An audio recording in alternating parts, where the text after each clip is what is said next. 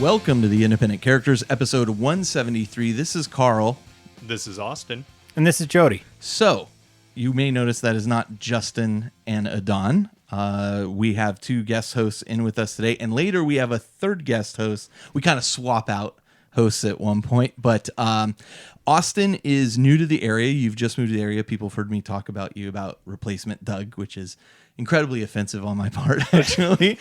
But, you know, I was realizing the other day that it seems like maybe I have a finite number of friends I can have.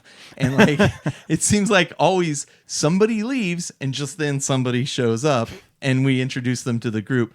It's really sad because I really wish like Jeff and Doug and Austin were all here together. That would be pretty sweet. Yeah, I think everybody would get along great. Turns out at least two of that three will be at our Geekend in September. So that'll be cool. Maybe you'll like Doug. He's fun. A finite amount of awesome we can have in the area at any one time. It would cause an implosion. That's right. All civilization would be lost at that point. So. Some sort of galactic rift or something. Jody, you have been on the show several times before. You're probably going to be on the show several more times as you are on your summer break for the moment. So yeah, I am. I'm going to utilize you as much as I can while you have time to do so. Use me as you will. So at the beginning of the show here, normally we'd kind of just drop a few, notes and then move on. This episode is our, I almost said show of force. Don't get excited. This is our Warrior Lodge episode. We're going to be talking about various topics throughout the episode. I have an interview with Kat and Caleb that I'm going to add to the episode and towards the end as well. I lied. That Kat and Caleb episode already aired. I have an interview with Dave Taylor talking about Nova Open stuff that's coming up. So I'll add that to the end. Man, everything's gone off the rails already. But what I wanted to do was actually take this time and introduce you, Austin, to the audience and the audience to you, rather. And so you and I met at Adepticon this year. Yeah, that's correct. I was playing your friend Ian, who I talked about on the show, the Adepticon show. He was running Space Wolves, and I played my Thousand Sons. We're having a great time. Ian's super nice guy, super fun. You and he have been friends for a long time. Oh, way back. Yeah, Ian and I have been friends for about 20 years at this point. So. Okay. And you just kind of hung out with us, chatting and stuff as we played. And I think we kind of hit it off. I think that's fair to say. And then you said, well, I'm moving out to the Bay Area soon. And I was like, what? And so when you come out, you got to come hang with us. You now come and hung out with us a few times. Yeah. And the rest is history. And the rest, it's future history. Yeah, future as we say here. But I wanted to talk a little bit about kind of your history in gaming. So tell us, like, how did you get involved with Warhammer 40,000? Well, I've been involved with 40K actively playing, I would say, for about a year. Okay. So right when 8th edition came out. Good time to join. Is a perfect time to join. Yeah. I was kind of an outside observer for many years. I've been listening to the show for 5+ years. But not playing. But not playing. But listening to the show. But listening, actively that's buying power. Models. That's the power right so there. you'd say you were 40 curious. 40 curious. Nice. Yeah, okay. Absolutely. Buying the models, reading the stories. And I've been a fan of Games Workshop since I was even junior high. Okay. Did you ever play any of their games? I owned Warhammer Fantasy Battles, whatever edition back in 1995. Okay. My uncle bought it for me. Okay. Didn't have a single person to play it, but I had the models. Okay. But the thing that really attracted me to the game back then was I would go to the comic shop to buy comics, and there over in the corner would be White Dwarf, and I just pick up, and the models would attract me to the game. So I'd buy an issue here and there and just stare at the pretty pictures, and you're like, man, if only I could afford all that. As a 6th grader, there's only so many yards you can really mow at that point. So it's very similar to my experience. Yeah, and over the course of that's 20+ years at this point, playing a bunch of different types of games, whether it's card games like Magic the Gathering or, recently with the boom with board games, Eldritch Horror is something that we kind of talked about during Adepticon and things that. Yeah. Excuse me. I remember playing Relic with a buddy of mine, and I go, whoa, I remember these. and that's from 20 years past. And at that point, I got on my phone and started searching 40K, and before I knew it, I spent about $500. So As you one does. yeah, and here we are today. So Okay. Yeah. And you talked about other games that you play. Any delving into like role playing games? Like most people, I always hear kind of like, well, I started with Dungeons and Dragons and couldn't afford the Warhammer Yeah. stuff, and then I, finally got some money, or somebody gifted me, or something along. yeah, those you don't need a whole lot of money to do RPG. No. A lot of times, paper and pencil. And I did it back in high school. My gaming group when I lived in Chicago was really big into Pathfinder and Dungeons and Dragons, especially 5th edition since that came out. So we were actively playing RPGs. Okay. Yeah. So. But board games is kind of the majority of your gaming stuff. Yeah, I would say board games are. Okay. Yeah. Much like Jody. Yeah. Well, yeah. I mean, now for Yeah. sure. Do you think that might be a generational shift for Warhammer?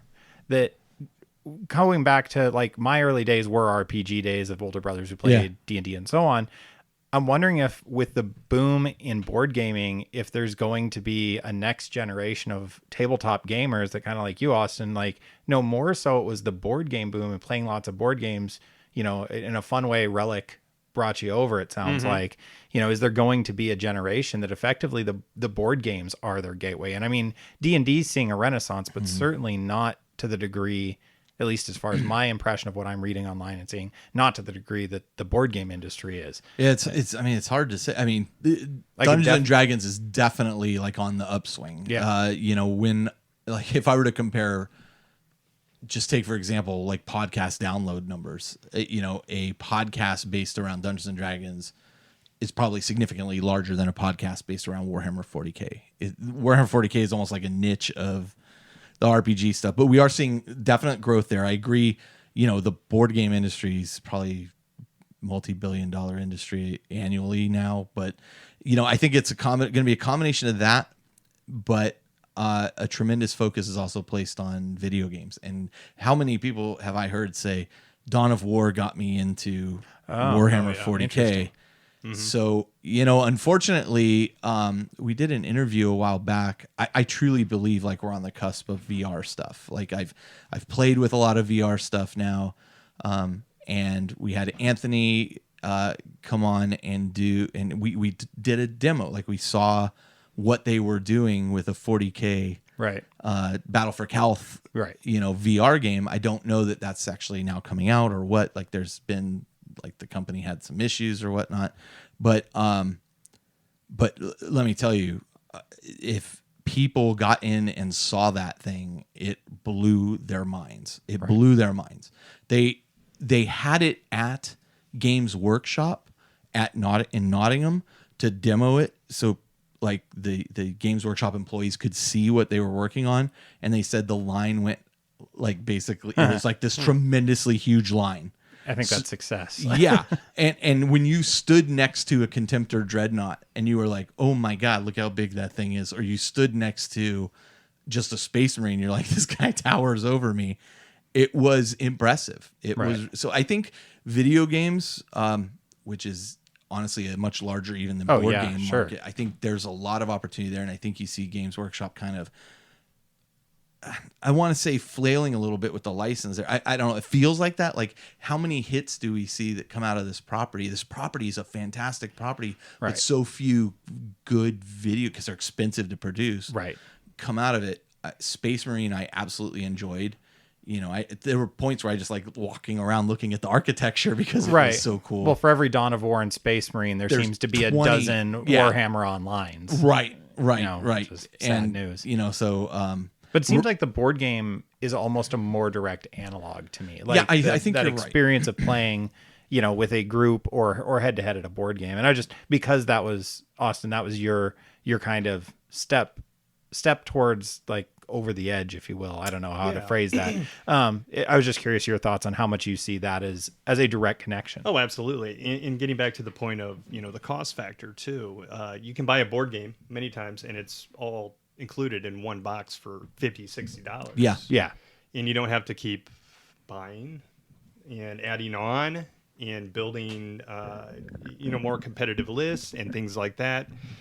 So there's the cost factor. The other thing that I really enjoyed that I don't quite get out of the video game side of things, and I'm a video gamer too, Yeah. is the social aspect. Yeah. I personally, I like to sit around a table, and we kind of touched on this not too long ago. Carl was even on the RPG side, playing over the internet and things like that. It's much more enjoyable when you can look somebody in the eye For sure. and immerse yourself. Yeah. And, for me, with board games, oftentimes you need 4 to 6 people. Yeah. And, depending on your group, it's really hard to find that dynamic. Yeah. Especially if you got certain family. With me, I've got a young kid and a wife.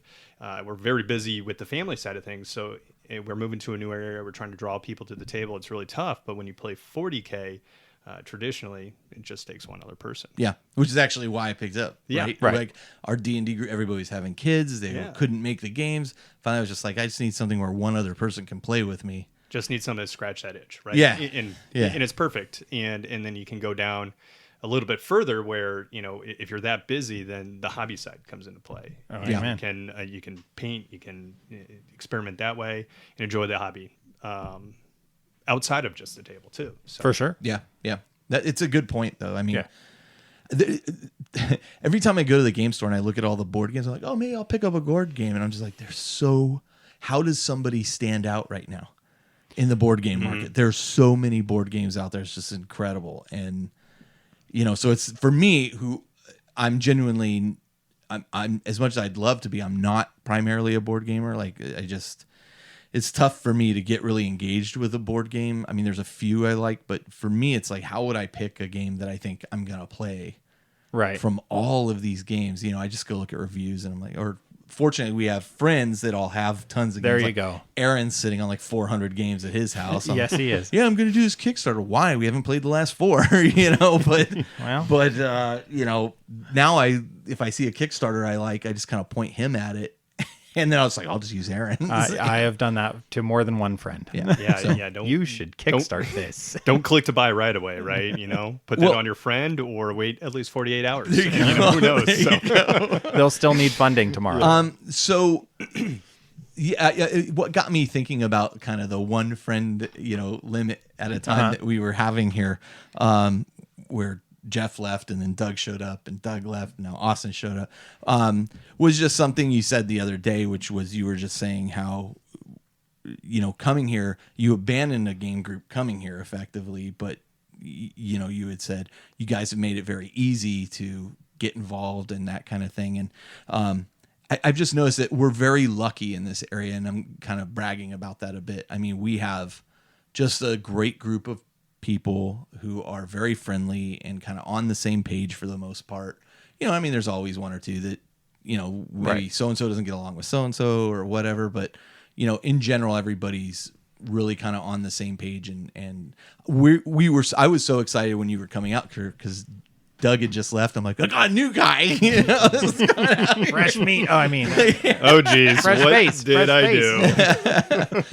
do? but your wife is lovely. Your baby's adorable. We're very glad you're here. Thanks. And we hope to have you on the show much more frequently as we play more games and that kind of thing. Yeah, So, great. other than 40K, it sounds like you're getting bit by Age of Sigmar bug as well. Oh, boy. Yeah. Yeah. I've got, the entire release pretty Soul much pre-ordered Wars. at this point. Yeah. Soul Wars. I think I bought the sorcery expansion too. Yeah. I instantly fell in love with the Night Haunt Yeah. models, and even before they announced Age of Sigmar 2.0, I had it in the back of my mind. I don't know what happened, but I felt like I needed to start a Death Army, and just call it perfect timing, I guess. But Cool. yeah. All right. Yeah, I'm pretty excited, and we just recently played. We just played the other day, Yeah. version 2, and I mean, I think you did a couple intro games. In fact, Yeah. with Jody, right?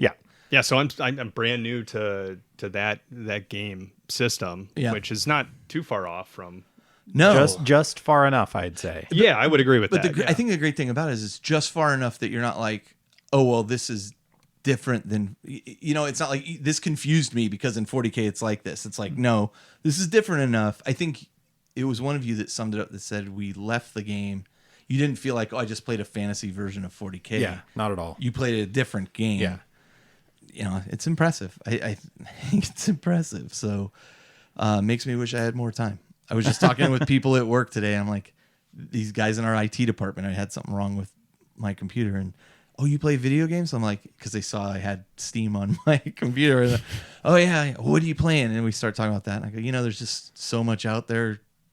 Video games, Netflix, movies. It's like, how do you can't. There's more than you can ingest, even if you didn't have a job. Yeah, no, I often feel almost strange if I'm at work, because I don't generally watch TV. I rarely go to the movies, and it's like this hobby is largely, and the board games, which is another large hobby, that eats up almost all my free time. I don't do a lot of video gaming. That's the best thing that happened about years ago. I worked at GameStop as a manager and kind of just got my fill of video games then.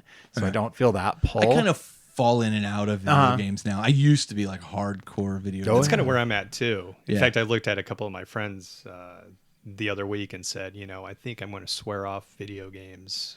Completely. I find when you swear them off, you get way more productive at models and stuff too. I have been. Yeah. And it's until Dark Souls, I think we were talking the other day, Dark Souls Remastered came out and it's like sucked right back into it. Oh, and there it goes. But, so speaking of which, what are you playing in 40K? Let's talk a little bit about the army you're playing in 40K.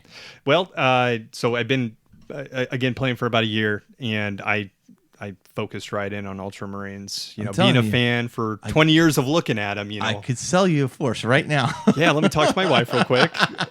I know how that conversation will exactly go.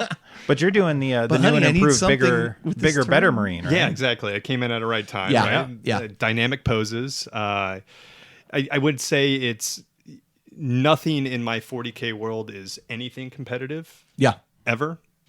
In the sense that my army's not, but I'm building piecemeal, and but on the side of Ultramarines, I've got a full army, 2,000 points plus. I'm also working on Adeptus Mechanicus, which has been an additional challenge to build. Yeah, I feel like I'm breaking antennas and cables more than I'm actually getting limbs put together. But those are some fiddly models. Really cool looking models, though. I mean, when you get them finally painted and set up in front of you, they look pretty cool. Oh man, Colin's Adeptus Mechanicus were, then that tragedy of him getting his house broken into, right? Man, but it's a beautiful army, inspirational pictures. Yeah. I mean, how he did his painting scheme, but it's a great looking army. I think it's Primaris are pretty straightforward. How's it going on the painting of it? Pretty good. In fact, I picked up a new airbrush a couple weeks ago, SOTAR 2020, based off of Justin's recommendation. Yep. So now I'm trying to not just be basing Space Marines all day, but also trying to do some fine detail work and experimenting a little bit more. Starting with a SOTAR 2020. No, I actually got a Renegade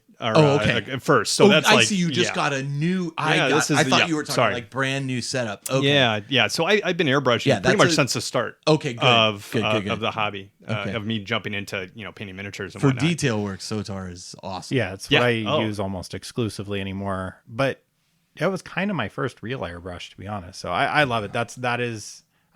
Brian and I go round and round about this, but that is my preferred. And what's one. Brian's? Patriot? Patriot. That's I bought a Patriot, and I've used it a half a dozen times, and it just sits in the box most of the time. Yeah, and I love the Patriot. I prefer the SOTAR, but I think it's a size and scale thing. So I'm compensating for something with the Patriot. Size and scale of the model, Carl. Oh, right. Gross. Okay, so let's do this. Let's take a break. We're going to come back. We've got 3 questions I want to pose to each of you, kind of what's going on in my head and maybe the community a little bit. And then after that, we'll go into you, Jody, and Josh talking about another 3 questions. And then I'll go to interview, and then that'll be the show. So we'll be right back.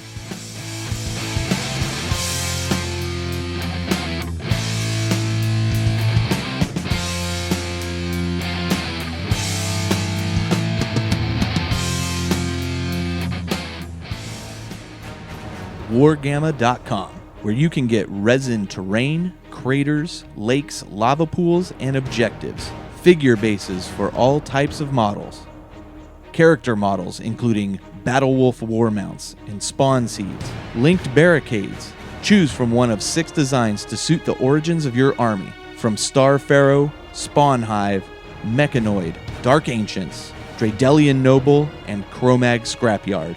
Linked barricade sets include 12 large shields, which are 2 inches wide, and 4 connecting walls. Cover nearly a 30-inch line. Sets also include a matching multi-gun turret. Wargamma.com. Alternative battle miniatures. All right, so we'll kick it off with a little bit of hobby progress since you guys are not regulars on the show. Nobody's really been following kind of what you're doing unless you're posting it to the IC's Facebook group. But why don't I start with myself, since I have very little since we just recorded the last episode less than a week ago. So sounds good. For myself, I have completed priming all the models I need to prime to ship off to Dave Paints. I just have to put them in a box and actually ship them out. They were supposed to go out Wednesday, which is 3 days ago. And which army was that? That's the Tzeentch Demon Army, which is awesome because it works for 2 different games. Amen. And we'll talk a little bit about that later. But also tomorrow I have Mason, who, if you'll remember, if you're a listener, Mason is the now 11-year-old son of a friend who is very interested in playing 40K. He is regularly hounding his parents to come over here and play and trying to find time for me to play with him. He is coming over tomorrow. We're going to get at least all his stuff base coated and primed, and then we'll play a little game tomorrow. So That's awesome. That should be fun. yeah. Can I tangent on that? You real sure can. quick? Go for it. So recently, Brian, Dark Eldar Brian, and I, we got a local Warhammer store, and we went and got a pickup game there to try out gaming in. This is a new store in Los Gatos? Yep. We got to try out a new, actually gaming in a Warhammer store official. I'd never done that before. Oh, really? Which was kind of cool. Okay. And they're just getting up and running. But there were 4 younger, could have been 10-year-old-ish age young boys in there setting up and painting their first models, and we're excited about the hobby. And I was struck by just how cool that was as somebody who's been doing this for a really long time, looking at young people that were the same age I was when I got into it. So, for anybody listening, if you can spread the hobby love to the next gen, take advantage, because it's they got to be there or we don't get to play anymore. Which speaks a lot to those Warhammer Adventures books that are coming out. Oh, amen. I mean, I got to tell you, I mean, my first like knee jerk reaction was, okay, this seems kind of juvenile for such a serious universe. But the more I thought about it, the more I'm like, well, I'm not the target market of these things. You got to start. So, hey, I was that 11-year-old kid getting into this hobby, and look at me now. I remember doing a recording with my kid a long time ago and putting it out on the air where they were talking about their Chaos Space Marines that they had because they wanted to participate in what I was doing. Right. But having a very serious discussion about what chaos means and what it does to the person's soul and blah, blah, blah. It wasn't going to happen at an 8-year-old, a 7-year-old, right? And so, this led to, well, how these guys fall to chaos? How did they become bad guys? Oh, they stepped in a puddle of chaos and then they became, chaos. And I'll never forget that. They were called the devil dogs or something like that. That is like actually how Nurgle works, though, right? Kind of, yeah. I said, when they said that, I was like, okay. There's also a distinct lack of hugging. Yeah, this is true. Well, unless you're Nurgle. Or Slaanesh. Plenty of hugging there. Anyway, but that's awesome that you're spreading the hobby to somebody local and a young person, and that's luckily next year I'm running I'm a teacher and running the game club at my school, and I will be sharing the miniature awesome. wargaming love along with banning Cards Against Humanity from the game club. Good call. Good call. Yeah, I mean, it's funny. His dad is into like dirt bike riding, and they competitively dirt bike race and skateboarding and all this stuff. And I think it's driving him nuts that his kid just wants to go play with miniatures. So You can do both. I agree. Yeah. I agree. So what else have you been working on? Like, that's it for me. What have you been working on, Joe? What have I been working on? Sadly, not. I should say Jody. Not a whole lot of GW goodness, and certainly not very much 40K. I had one of those. Josh just joked about a fast 6 months. We moved and had some life changes and all kinds of really good family things going on. But then was like, how in the hell is it June? and really haven't had a lot of time to do a ton 40K related. However, as we've talked about in other shows, and we'll probably mention later on, my wife is an avid board gamer, and so am I, and she's a little spoiled. I don't think is an overstatement. She won't play games like Zombicide or we got Massive Darkness, which for those of you who don't know, it's a dungeon crawl, hack and slash, play Diablo in a board game. She wouldn't play it till it was painted. So that's what I've been painting is goblins and orcs aplenty. It's a couple pounds of miniatures. Yeah, like the box looks like they could have sent you a mini fridge, and but I got through it, and the game is, thank God, it's fun because she wouldn't even try it until it was done. And I mean, truth to tell, I'm perfectly happy to sit there and It's pretty funny. I was just talking to Doug, and your name came up as somebody who's painting all the board game miniatures because Doug has been struggling to paint. He did a Kickstarter for some like wrestling game, Rumble Slam, right? Rumble Slam, and he's telling me, he's like, I was trying to paint this stuff, and I just realized I don't care about this game, and I don't care about these miniatures. I don't even care about this. Why am I doing this? And so he's like, I'm not like Jody. I don't have to have all my board game stuff painted. It's so much more immersive. It's I mean, the hobby first for me always, so I don't need it. I can get it in a lot of different ways. But that said, you did tease me a lot today as we were playing other stuff. You did tease me a lot today about not including you in the Chaos episodes we did. Yeah, a little. I was a little And left out. why was that? Well, because I am in the midst of working on, and it's a long, slow project, but I'm doing one army for each of the 4 Chaos Gods. One demon army. One demon army, yeah, demon specific. So, Colin's always quick to remind that his demon army that he painted is my fault because he saw my Tzeentch demon army and knew he needed to have one of his own.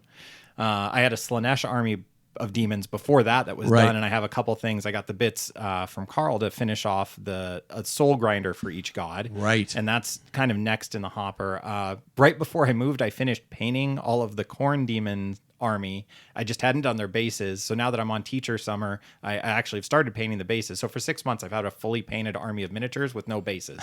So hopefully in the next couple weeks, I'll have that army. It should be said you're doing a lot of conversion work, like on that soul grinder for the Tzeentch one. It has like the bird head, right? Because when you get any of the greater demons, they have multiple configurations. Right. So the Tzeentch one has a Tzeentch demon head, as does the corn one. Then they have, parts, whatever parts I can salvage off the greater demons because the scale's about the same. Right. I port those over. Slaanesh one, not so much because we are all still eagerly awaiting a plastic keeper of secrets. Right. I am very excited to It'll see be what. awesome when it has its day, though. Yeah, I can already see little influences and kits out there that I'm like, oh, I think I know where this is going, and it's going to be great. So the Mauler Fiend has those giant tentacles that come out from it. Very appropriate techno-organic for Tzeentch, or for Slaanesh. And the original Soul Grinder's head is kind of equine or horse-like, which fits with Slaanesh anyway. Yep. So I'll go that route. And then desperately trying to track down a Plague Hulk from Forge World as they discontinued the kit. I was shocked that they did that. I did not realize that it had been discontinued. Nor did I. Yeah, That was a until you pretty posted rad model that too. So. Yeah, bitter ironies is that model was the whole reason for, I don't know, possibly starting this entire project, but definitely starting the Soul Grinder quartet, and was like, wait, that model's gone. Oh, no, I don't want to make my own. I'm going to make my own of all this other stuff. Anyway, so yeah, that is current 40K and Age of Sigmar wise is the 4 demon army. Actually, I feel like there's some. That's cool... actually really interesting that you are targeting that, and it didn't occur to me, even though I'm literally doing a demon army that I just said can be used in both. But you will have 4 armies that are really the equivalent of 8 armies when you think about it. Well, and then even more than that if you do some kind of mixed, Exactly. Well, I do have a Khorne Bloodbound Mortal Warriors of Khorne. That's what I wanted. Age of Sigmar or our warband with Bloodbound, right? Blood Warriors, Blood Bro, Blood, Skull, Blood, Skull, Blood Bros, couple bros in there. Blood Bros, bro. What do you ride, Blood Bro? So it, and then I want to do a Traitor Guard army, which would naturally port into those demon army. So yeah, it's the flexibility of that project has always been really appealing to me. Unfortunately, to the point where I am considering maybe stepping away from some other really large green projects I have that I don't see myself going back to that. Interesting. Yeah, so I'll be anxious to see, whenever it is that we get a Orc Codex, if it doesn't get me real fired up, then I don't. That army may be looking for a new home. I was just gonna say, and I'll be anxious to see when it shows up. I told him just to put it on eBay and Carl will buy it in a second. So No, get you a Mike Hard lemonade. I can't. I can't. I really can't do it. I cannot do it. There's multiple cases. Sisters would of be Battle required. potentially coming Yeah. out soon. That's and gonna I be got exciting. enough that I got to do. You do have a already. closet full there. Yeah. The last little hobby thing though that I did that I am back to, I have officially caught them all. I collected all of the Shadespire warbands and painted all whatever of them. They're all done. They're all painted. I can play that game. I don't know where my wife got it. that Will you she can't play with you? No, she doesn't like it. But luckily, It's because the gold's not quite I know there. this guy who's sitting. Because what? The brass is kind of goldish. Oh, so speaking of Josh, what have you been painting? Yeah. So how's your Shade brass Power. coming along? Nice transition. So I've actually, I don't know, the last time I recorded, it's been a while, A long time. but I haven't done all that much. It's been like Jody said, it's been a busy 6 months. Yeah. I've been I think for everybody, it's really weird. Like, I've been traveling way more for work than I usually do, and vacations and fun stuff on top of that. Mountain biking way more. Anyways, hobby wise, the one thing I have painted recently is a lot of my Shadespire stuff also, not to the same extent that Jody has done. But I do have three of the 6 warbands that I own fully up and running, fully painted, ready to go. Looking pretty good. Happy with how they turned out. Recently, just getting ready for playing some Age of Sigmar today, I was painting some of my Kurnoth Hunters, trying to finish up that Sylvaneth army. In the next month or two, ideally, I'd like to have she's that beautiful too. Yeah, you nailed it. a on those. full 2,500 points, fully painted, ready to go. Yeah. And it's pretty close to being at that point. So. Well, fantastic. I'll look forward to having an army that can actually compete with. Yeah, well, I believe that's exactly why you started the demon army, right? And you actually bought my demons off of I me did. so that you could kick my butt with them, And then in stripped Age them of and Sigmar. primed them. And then stripped all my beautiful hard did. painstaking labors. And I So did. full disclosure, my Tzeentch demon army was very small, and then Josh and I were playing Khorne Mortals versus his Sylvaneth, which we found is just like one of those worst case scenario matchups. Yeah. And it was not fun for either of us. His scissors versus your paper.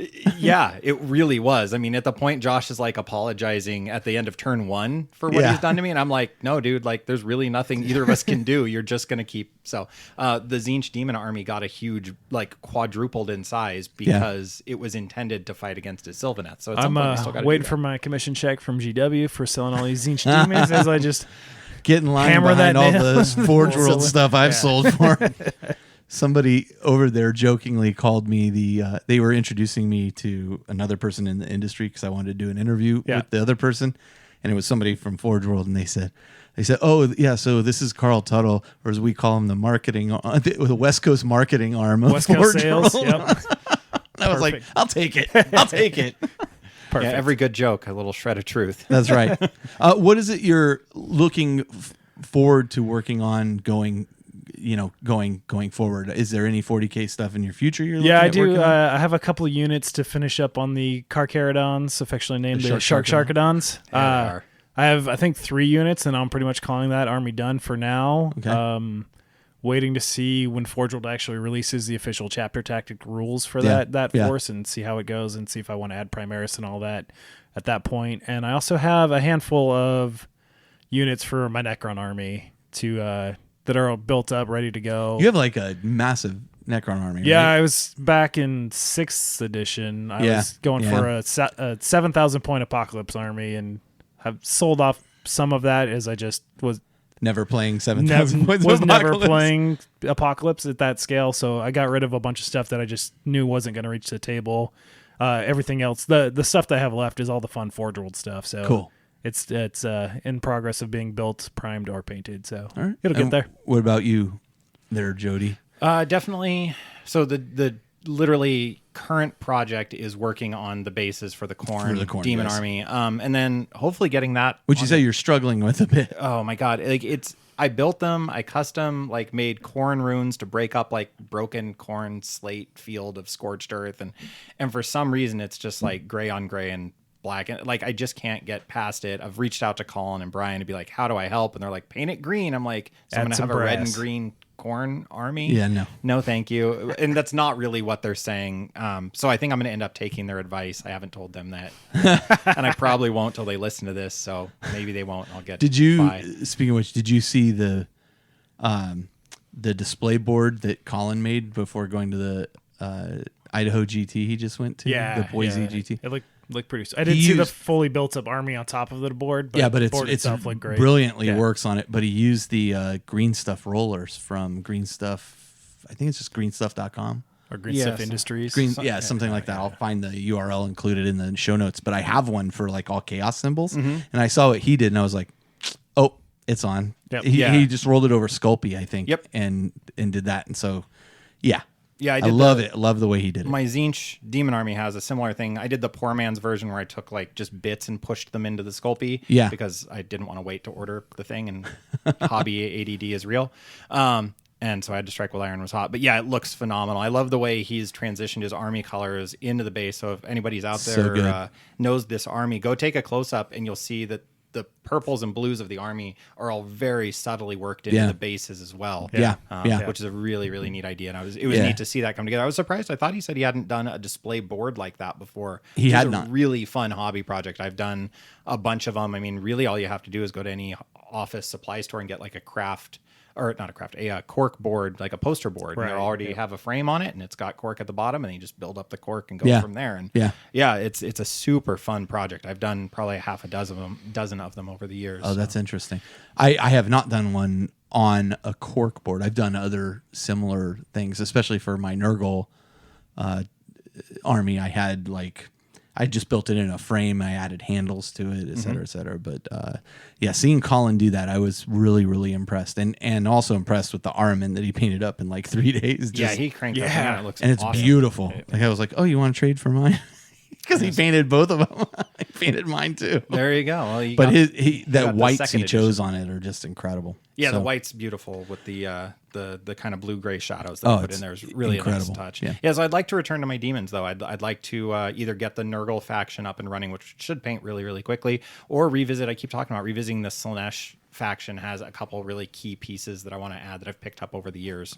So, if anybody out there is sitting on that Nurgle Plague Hulk. Oh yeah. And you're looking to get rid of it, let us know. You can reach out to me, or you're on our Facebook group, right? Yeah. Reach out to Pezman on the Facebook group and let him know, because he is looking for one out there. Yes, I am. So I mean, for me, I have again just getting that thing shipped off, but then I've washed, as I mentioned in the last show, I've washed and inventoried the Astraeus, the super heavy, for the Minotaurs. I'm kind of struggling working forward on the Minotaurs anymore because my bases from Dragonforge haven't arrived yet. Slow you down. That big of an order will take a while. But it was also my fault, right? So I mean, like, I'm not blaming him. Like, I knew how long it took, and I just screwed up. So I'm kind of waiting to do that. But really, I'm just enjoying primarily playing my Thousand Suns at this moment. So I'm just going to continue to focus on playing those, and once those bases get here, I can really launch into my Minotaurs project, and I may have a buyer still floating out there for the Ultramarines. So nice. We'll see how that goes. So anyway, okay, games played. So what I'm hearing from you guys, you haven't played any 40K recently. You have? Yeah, Brian Jody. and I at the Los Gatos Warhammer store. We went in there. You just mentioned that. Yep, got a pickup game, and it was basically, again, Brian and I are both teachers, so it was a kind of like, man, it's been way too long. And I started thinking back, and I think the last game I played was in my garage. I think a dawn during our campaign when he came which over fizzled and out. trounced me. The holidays always do that to campaigns. I should have known better. Shell was like, oh, can you extend it to 2 weeks? And I'm like, okay, for you, honey.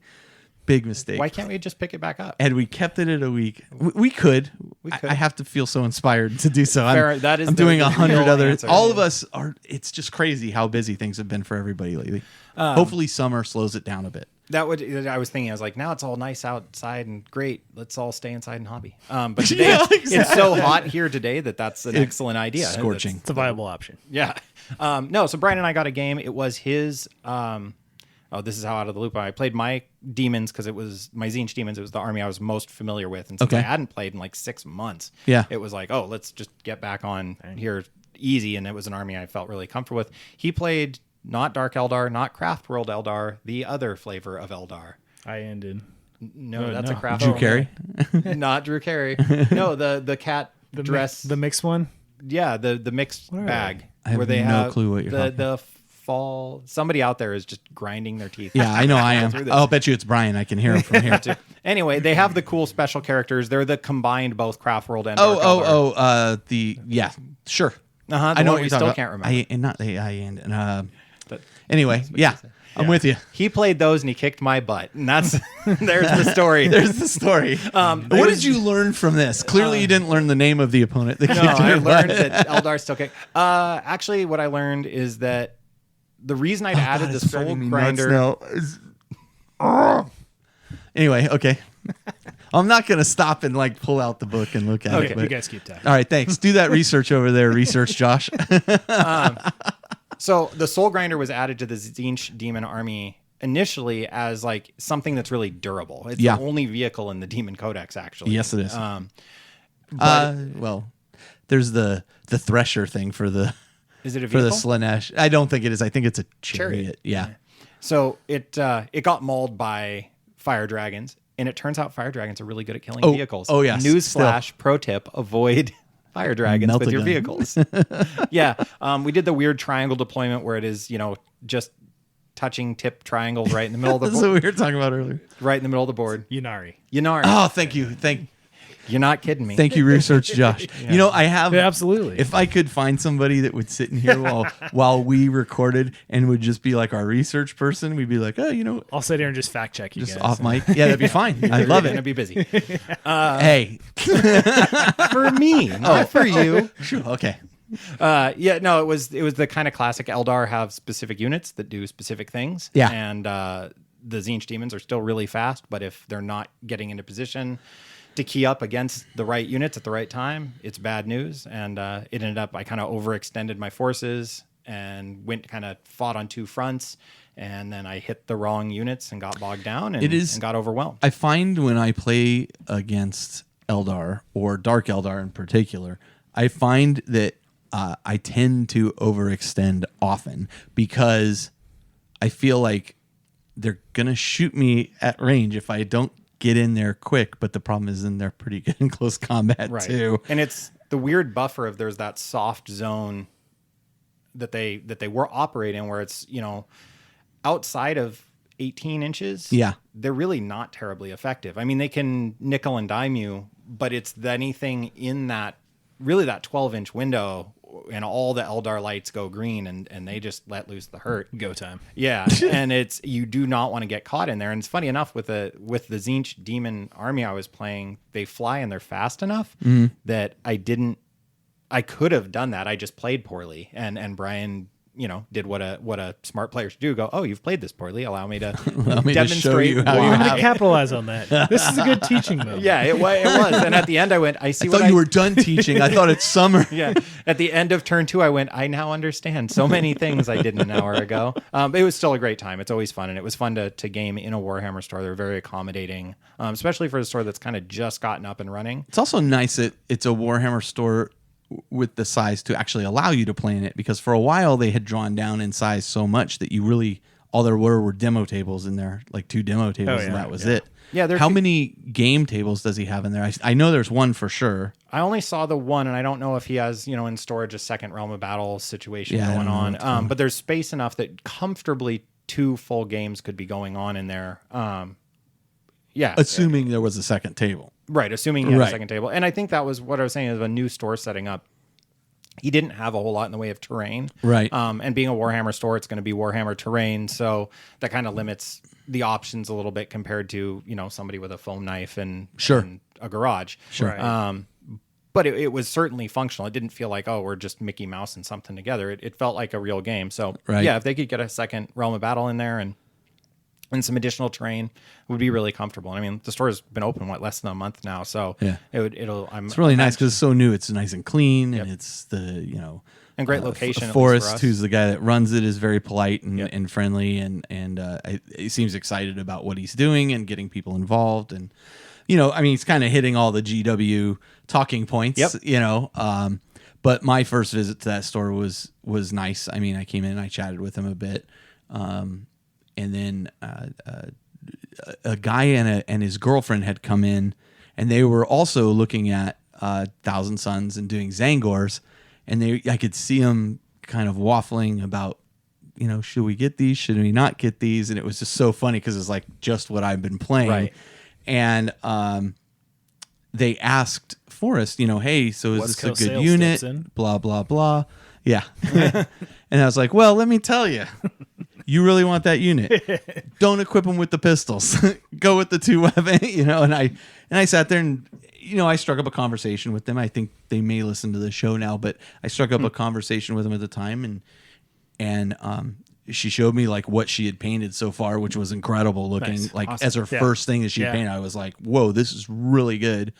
It's such a great hobby. I mean, I was just talking with somebody about this just recently about this hobby and just how many friends I've made through it, because we were talking about the podcast and other things, but the reality is the hobby is I'm getting out of it exactly what I wanted, which was I want to meet new people. I want to be involved in larger things that are going on and swap stories and hang out and goof off. And it's really hit for me perfectly on those cylinders. So Yeah, it's I a met great- you guys because of it. I was going to say here, and here we are. Yeah. Yeah, for sure. So, great friends and great times. Okay. Josh, you said you had a game. So I did play a game I can go over just super quickly. Yeah, no, take your time. Colin's Going Away Party was the last 40K game that I played. All right. You Which came I and you didn't played play. Age of Sigmar. No, I played. No, you played Shadespire. Shadespire because you decided to go to a different party. Did I? You went to You went the grand opening of the thing. Las Vegas Oh, store. right. Yeah, I did. Trying to represent the community. Come on, man. Josh, you were saying. So I played a game against Austin out of San Jose, Tau Austin, but he was Right. playing Space Wolves. We have two Austins now, Yeah, so we yeah. got to be specific. So he's Tau Austin. Other Austins, that's Ultramarine Austin. Non-replacement friend Austin. Yeah. Played a fun game that was brutal and quick. Necrons versus his Space Wolves. It was that. We used the open war deck, and the deployment zone was basically there was no buffer between the armies, so it was each side was 24 inches up, and I aggressively put my Necrons on that first line, right on the line, got the initiative, and I mean it's pretty much. It was over. It was swiftly decided, but it was a fun game. He's a great opponent, And then he was like, "This is why I play Tau." yeah, and he's played Tau exclusively since then, and I'm resting on my laurels. Of Did you only do one game that day? that day? Yeah. Okay. Yeah. It was a good day though. Yeah, it was a great time. It's more fun just to walk around and watch all the other games happening and Yeah, and just socialize, right? laugh. Yep. And We hang had- out and- it was a good day. 16 people. Yeah, Really? Yeah, I think I talked about this last episode too. And then New Austin, came in and named 15 out of the 16 yeah. of the people. That was an That was impressive impressive. feat after there, yeah. 4 beers. That guy's got an impressive memory. So, all right. So here's what we're gonna do. We're gonna take a short break. We'll be right back, and then we're gonna launch into our first part of this Warrior Lodge segment. So we will be right back. KR Multicase, the complete storage and transport system. My dad says it's the best way to keep his model safe and secure. It is. You can shop online from krmulticase.com for the most comprehensive range of trays, cases, and accessories for tabletop wargaming. You can choose from a wide range of core trays for troops, vehicles, and monsters, or choose KR custom cut trays for specific models. What does that mean? It means you can use the KR Custom Tray Creator to define your own personal trays for your army, and use the Tray Selector app to help fill your case. Are those the cardboard boxes filled with the soft blue film that Daddy has all over his game room? They are. KR has the most efficient designs for transporting wargaming miniatures. You can carry 200 28mm figures in a standard size KR multicase for only £21.99 in the UK and $38.99 overseas. That includes shipping costs. KR Multicase is the only fully stackable system, and the modular design enables gamers to easily swap between cases and trays to suit their gaming needs. You can choose double, triple, or quadruple aluminum or Kaiser cases for your larger armies. My dad has a KR backpack that his trays fit into also. It makes carrying his army super easy. KR, soft foam to protect your figures, hard cases to protect the soft foam. All right. So before I bring in a couple other people to answer different questions, I have 3 questions I want to pose to each of you, and I'll kind of preface these with my thoughts and then let you guys go. So my first question is, where does Forge World go from here?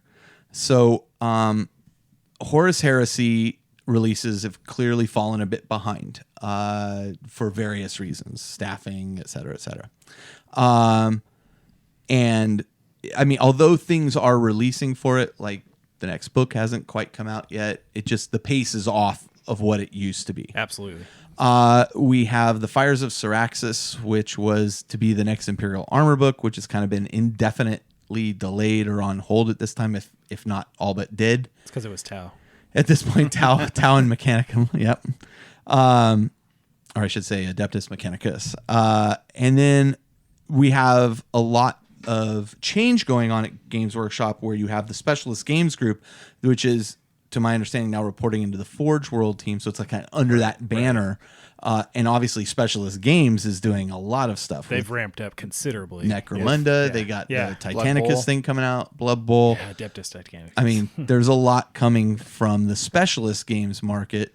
Why are you making the sign of the cross? At Adeptus Titanicus, It's gonna stay away from my wallet. It's gonna Get off my wallet. It's gonna beat your wallet. No, I'm gonna buy more knights. That's what I'm telling myself. Yeah, small ones that go well with No. Adeptus Titanicus. No. Anyway, You're both bad people. So my point is here. Where does Forge World go from here? What would you like to see them prioritize personally? This doesn't even necessarily have to be 40K, but I would obviously, I would love to see Fires of Syraxis come out. I understand they have to redo a bunch of stuff for 8th, because it was originally written for 7th. I would love to see a return to Imperial Armor books. I miss them. Yeah. And I very much enjoyed them. For me, for Horus Heresy, I've kind of fallen out of love with the 7th edition rule set. Like this discussion has gone on ad nauseum at this point, Right. but so that's not like top of mind for me right now. More Imperial Armor stuff. I would love to see. I'd like to see more 40K models. And then as a side, I also wouldn't mind seeing a little Age of Sigmar support from Forge World as well. Where do you kind of sit on this? Let's start with you, Josh. Yeah. So for me, first and foremost is clearly 30K's going around, and it's going to stay in 7th edition. They just announced book 8, right, with the Blood Angels and White Scars coming out, and it's all sticking with 7th, and that conversation's gone the way that's gone, and that's how it's going to be. Yep. It's a little disappointing. For you personally, well, for some people, they're probably very excited about so it. Which is fair. I was super gung ho and getting into my Thousand Suns 30K army. Yeah, and that was all 7th edition. Right. This was right before 8th edition dropped, and then as soon as 8th edition dropped, it really just took the wind out of my sails for going to 30K. Why is that? Just the complexity of the rules, the models, and everything. The fluff still completely excites me about that army. I've always loved the magic aspect or sorcery aspect of anything kind of Zinchian and 30K, 40K fantasy. However, so that has a lot of appeal. Just going back to that kind of clunky, more complex rule set that I don't get the same kind of enjoyment out of it. I guess I'm just more of a social garage gamer, want to have fun hanging out with a friend and not have to work around a lot of really clunky rule sets. Yeah. Probably part of that's just from being more of a board gamer recently too, just having a really clean rule set that gives you a fun social interaction, and it's less about, I mean, you have plenty of tactics and strategy and things that go into that, but you don't need that much depth of rules. You don't need a rule to point. dictate every action you could possibly do. Yeah, I like a more inclusive rule set that's. I never would have. It's the yes and, not the no. Yes, but just yeah. no. I never would have thought that 8th edition would do that for me. Like I conceptually, like I would not have thought, eliminating all this stuff would be a good thing. Like I would just want to see, let's just smooth out these rules. But it's kind of been eye-opening to me. But I'm in the same boat you are. Less is more. So having fewer options opens up so much more potential for just fun. Having the 30K army sitting there on my shelf, staring at me, judging me, is sad. But at the same time, I hear you. So what is it you're going back to the original point? Like, what would you like to see them focus on? So first and foremost, Imperial Armor book that does have chapter tactics for our armies, like Carcharodons, Minotaurs, things like that have been in other Imperial Armor books, but are now completely gone, out of date and gone and invalid. Would you be happy if they even just released like a PDF that you could? That's fine for me. Okay. So the one specific thing for the Carcharodon specifically is that their chapter tactic actually had you model your tactical Marines a specific way, because you could do both pistols and combat weapons and bolters. Was this Bad Ab War, right? Yeah, from Bad Ab War. Yeah, so was Minotaur. So originally, so okay, quite a while back. But so actually having all my models physically modeled that way, they're not technically valid.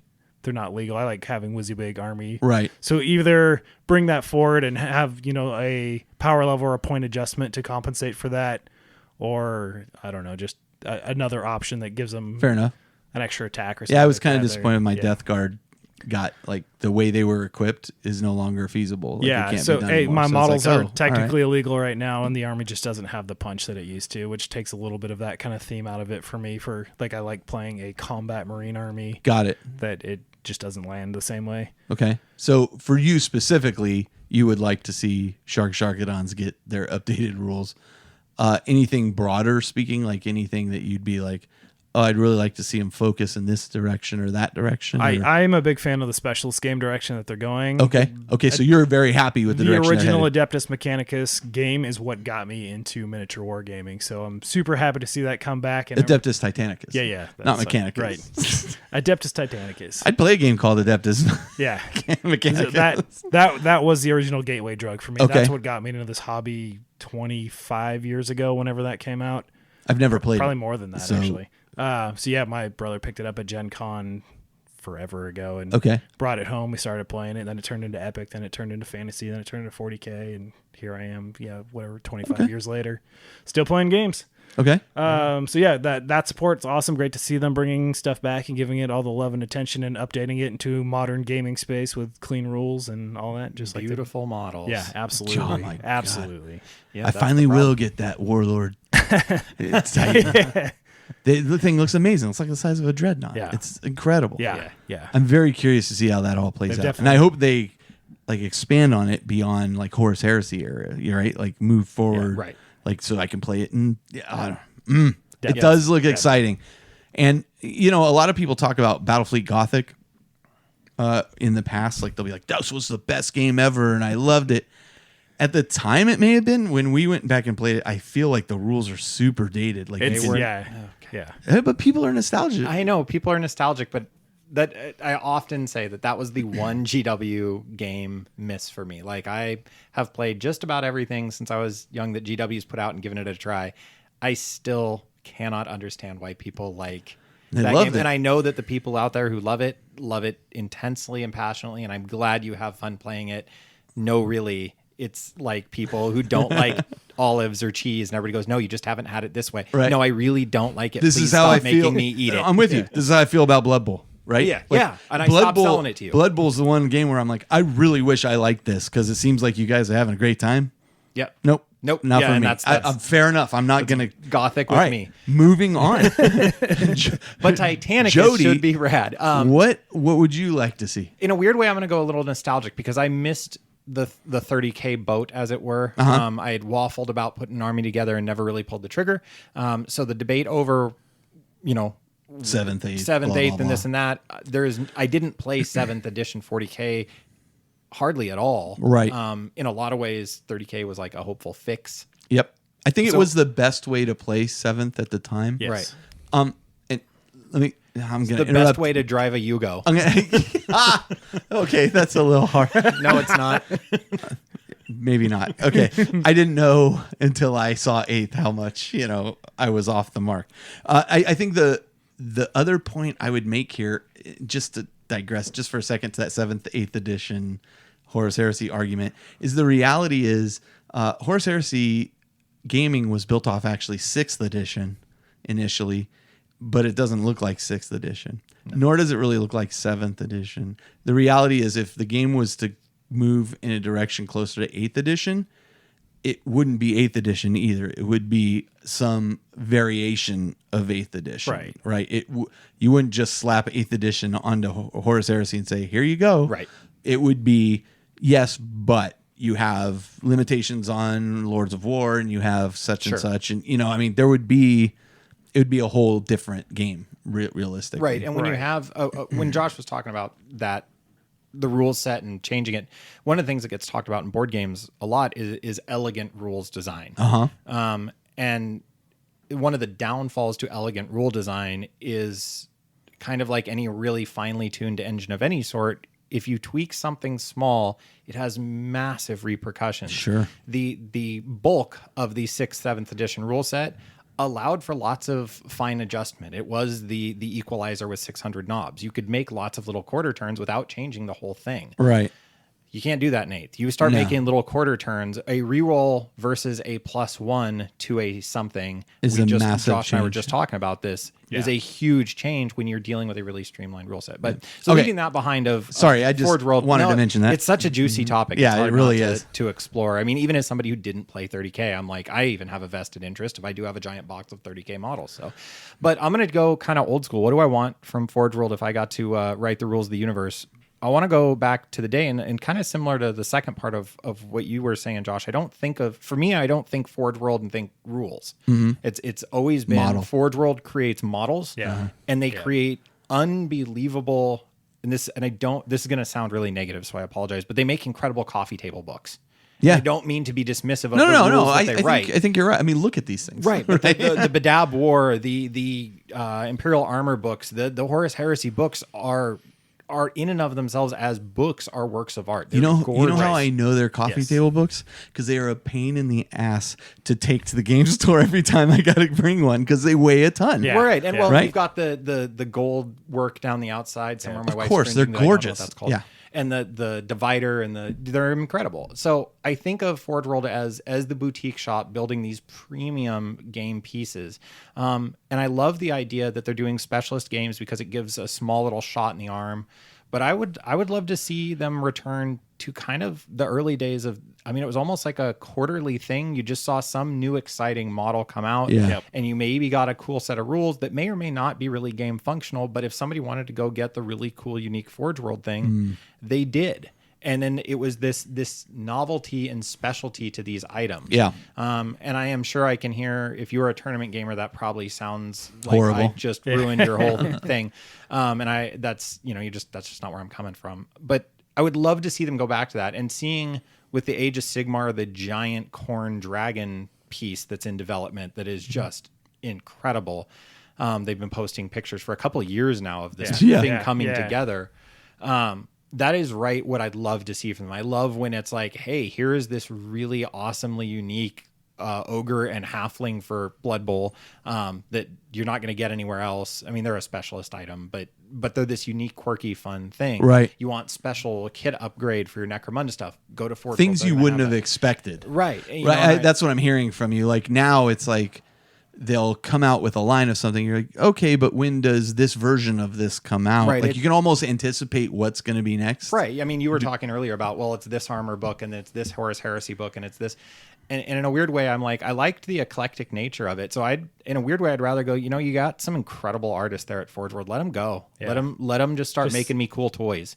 And it may not, and I mean, obviously this is me wish listing because I realize it may not be terribly profitable to just randomly put out a Tau kit with no background to it. And that's those beautiful coffee table history books for the universe came out to back up those incredible toys. But, in a weird way, that was Imperial Armors originally, right? They drew together a bunch of these cool, unique toys. So I'd like to see them just giving me a weird, awesome selection of toys that maybe there isn't practicality or room for in GW. Give me some giant orc riding a squig, or some of those old crazy. Some of their old fantasy sculpts were just phenomenal, but you would never see them on the table because Forge World didn't have that same kind of mainstream appeal that I feel like it's gaining now. It sure has. I mean, I remember 5-6 years ago saying 5 or 6 years from now, people are going to have Forge World in their armies and people are going to say, why was it a problem that I had a Forge World model in my army before? Yeah. There used to be this huge debate Yeah, absolutely. about I would never play with somebody who uses Forge World. I haven't seen that come up in Yeah. a forum Well, in and a I'd love- long time. And to that point, I'd love to say, cool, well, we're at that point now, so spread the love. Start making, whatever each individual artist is wanting to do. Hey, build me that really incredible kit. Okay. And eventually you can tidy them up into a book. But I am not rules first with Forge World. I've never felt like that's their strong suit. Right, Not right. that their rules are lacking or problematic, but it just wasn't their Well, strong they have been in the past, to be fair. They have had problematic rules in the past, to be fair. True. But I think Lift they to- also lift to made drop, made we're all huge, gonna huge. Yeah, the lift to drop. Oh, the lift to I drop. remember it was almost a whole episode for Oh you my guys. god! If I had that, lift to drop. Anyway. Okay. But yeah. Let's. Yeah, so give me new, great. cool, exciting models to play with, and Fair enough. Yeah, Spend my dollars I to don't vote. feel like that's where the focus has been lately. It's more like, how many more guns can we fit on this Tau suit? yeah, it's becoming Yep, Yeah. it's felt. I like the way you said that. It's felt a little predictable and Okay. a little on a rail almost. I'm like, Yep. get off the rail. Do Okay. something different. I like that. I like that concept. Get off the rails. Okay. Okay. Next question. So at this time, 8th edition is now a year old. It seems like it hasn't been out very long. Jody will say otherwise. It seems like it hasn't been out that long, but it really has been an entire year at this point, and we have tons of codexes to show for it. Yeah. As Age of Sigmar has now just hit 2nd edition, shortly after release. So Age of Sigmar released in 2015, so about 3 years ago now. What would you like to see in the next edition of Warhammer 40,000? What would you like to see it focused on when it gets its inevitable update? Like, it will at some point hit 9th edition. My take on it is it will not deviate tremendously far. I think we will see very much like what we've seen in Age of Sigmar 2nd edition, where it's, this really didn't work out how we anticipated, so we're changing this fundamental core thing here, but effectively it's the same game. I don't see it invalidating codexes or something along those lines, much like Age of Sigmar 2nd edition is not invalidating Right. Yep. the army Yep. books, or what do they call them? Battle tomes. Battle tomes. Thank you. The fact checking Josh. Yeah, that's what you're hired. So let's start with you on this topic, Jody. Is that okay? Yeah. What would you like to see them adjust going into kind of 9th edition? Or it doesn't even necessarily have to be rules oriented, but like, where does the focus go? For example, the focus in Age of Sigmar has changed from the war against chaos now to kind of this Nagash. War against death. War of Souls. I think that's Yeah. the Yeah. expansion. Yep. So now, it's kind of shifted, and that storyline is shifting. Do you think we'll see continuing storyline shifts in 40K? Oh, I think you'll absolutely see. I think that's the new model for GW in general. Is the progressive story is a great way to hook in new interest. That if you weren't inspired by Stormcast versus the Forces of Chaos, Corn. I mean, that's all we saw for a long time. Age of It Sigmar was. specifically. Cool, Yeah. But It well, was Corn. I don't this, know. Nurgle Corn. got a lot of love there. Well, too. yeah, that is true. The latter So- half became Nurgle, which I was like, Yeah. finally not Corn. Right. So, but now that it's like, cool, well, now let's go back to our bread and butter force, the Stormcast there, or Primaris Marines for Yeah. 40K, give them something new to really battle against, and then draw in another handful of people. So the Xenos versus the Chaos Menace Yep. is kind of the classic archetypes of 40K. So I think there's tons of room in this new story arc and this new rift in the universe in 40K that would allow definitely a story progression. I think it's just a better way to present a product, that you're presenting it not just as here's the rules, but here's what's happening in this world right now. Right. And then you roll into a summer campaign and present, hey, here's how we're taking the next step with that story. It's just a very natural progression of investment. Rules wise, as I was saying earlier, you're dealing with a really finely tuned machine, and that 8th ed is, and for those who don't care for 8th ed, that's awesome that you're still listening to a podcast about it. 40K. But if you're not wild about this edition of the rules of 40K, I couldn't agree with you more, Carl, that we're not going to probably see some massive overhaul. It'll be a lot of fine tuning. I think Adon will probably get his wish, and the terrain rules will become a little more codified. I think a lot of people want that. Yeah, I think that's probably the biggest area of focus, and I think GW's heard that. Age of In fact, I Sigmar second know- edition actually I did know that GW's specifically. done that. Yep. So Yeah, okay. just by following the trend of 40K, following a lot of what Age of Sigmar had done, And then going I into think 8th back edition and forth. watching what Age of Sigmar just did for 2nd edition. Yeah. I think that's definitely something you're Okay. going to see. Okay. Right. So I think you'll see that, and I think you struck the nail on the head for this entire idea, is that notion that what do the people want? We'll go online, look at people gnashing their teeth and losing sleep over what's going on in 40K. And if it is a consensus view, that's probably what you're going to see. I would kind of take a little bit of a long view ish on this. You had first edition 40K Rogue Trader. Okay, I'm taking a really long view. I'm going all the way back. To the Okay. beginning. All right. So I was like, That's about as long as it I was like, gets. that turns out going all the way Before back. Games Workshop, Dungeons and Dragons was. Let me take you to the Started in a beginning. basement conversation. In 1976, there were two friends. Okay, no. So first edition 40K was fun and it was unique and it was kind of a hot mess of rules. Second edition brought everything together. It made some sense. It was still kind of a hot mess as far as rules went. Yep, for sure. Third edition 40K, whole new thing, different way to play. Fourth edition, refinement of those rules. Fifth edition, further refinement of those rules. Really, really hit its stride. Sixth ed, whole new thing. Seventh ed, further refinement of those really clunky rules, in my opinion. Yeah. There Eighth was ed- a definite philosophical shift between 5th edition and 6th edition. Oh, amen. Yeah. 8th edition, I would be shocked if when 9th does roll around, we're not just seeing a refinement of that. And what I would say for those who are maybe feeling some anxiety out there is every time GW has done this refinement, we've gotten a better product. This is true. Yeah. Arguably. Third was fun. Fourth was okay. Fifth, and fifth I can say was a very successful game. If nothing else, local shops were having 40 and 50 person tournaments For regularly. sure. For sure. Minus I think that, wound allocation, absolutely. yeah, I think that the one issue with 5th edition was it was almost I don't want to say it was a victim of its own success, but it became very dry. Like as it progressed, it became this is very bland. Very predictable. End of 5th edition, we were all so excited for 6th edition. Yeah, But if you look at going how many years from 3rd edition to 5th had we been playing that game? that's true. A real long time. Yeah. I mean, I only started in 4th, so I don't know. and then 6th, 7th was better than 6th. And I'm somebody who didn't care for 7th. Sure. And I went, it's way better than 6 for me. And then 8th. So I think we're just going to see a refinement of things.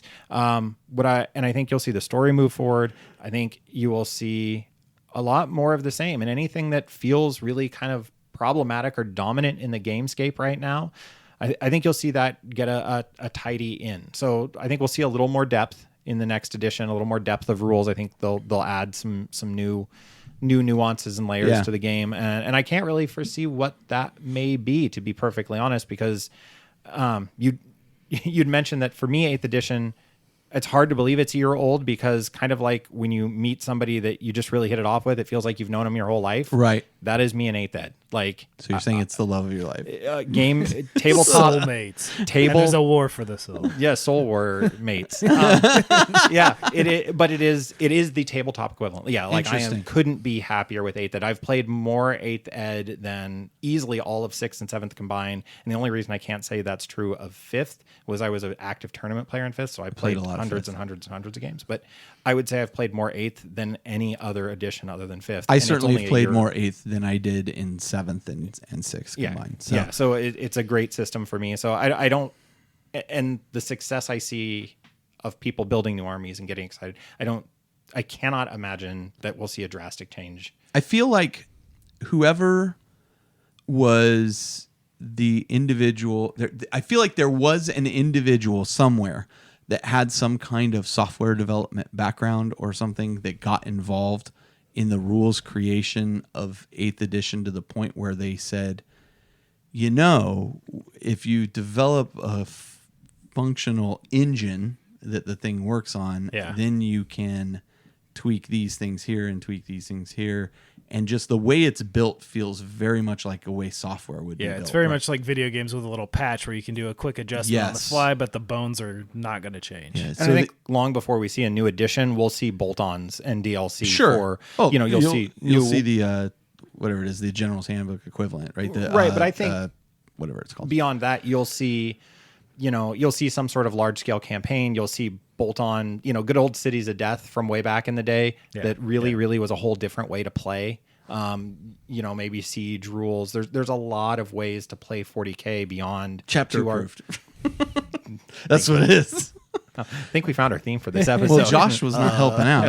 I kept looking at him. You were all alone there. I was thinking about You're creative fired. name of my own. You were hired and fired. All right, maybe you can get your job back. What are you looking forward for the next go round? I'm going to mostly say a lot of ditto right there. Pretty much everything that Jody Okay. was saying. It's similarly on board. I think a big, large-scale global campaign that's really just tying in some more narrative, opening up that. I'm really happy that 8th edition brought back the Imperial versus Chaos narrative again with the giant actual physical rift that's going on in the universe. There's a lot of play space for them to do some interesting things, have some campaigns, have a lot of different things affect each other, but also just more Xenos love in there. I'd love to see. Yeah. Bring in some of these peripherals, like get some proper Eldar pirate party action going on, and make the Tyranids the menace that they used to be, maybe downplay that story completely. But all these armies exist, and there's a lot of story and background in them. But I would love to see more than just a couple of paragraphs inside of a codex that kind of links them into the current universe.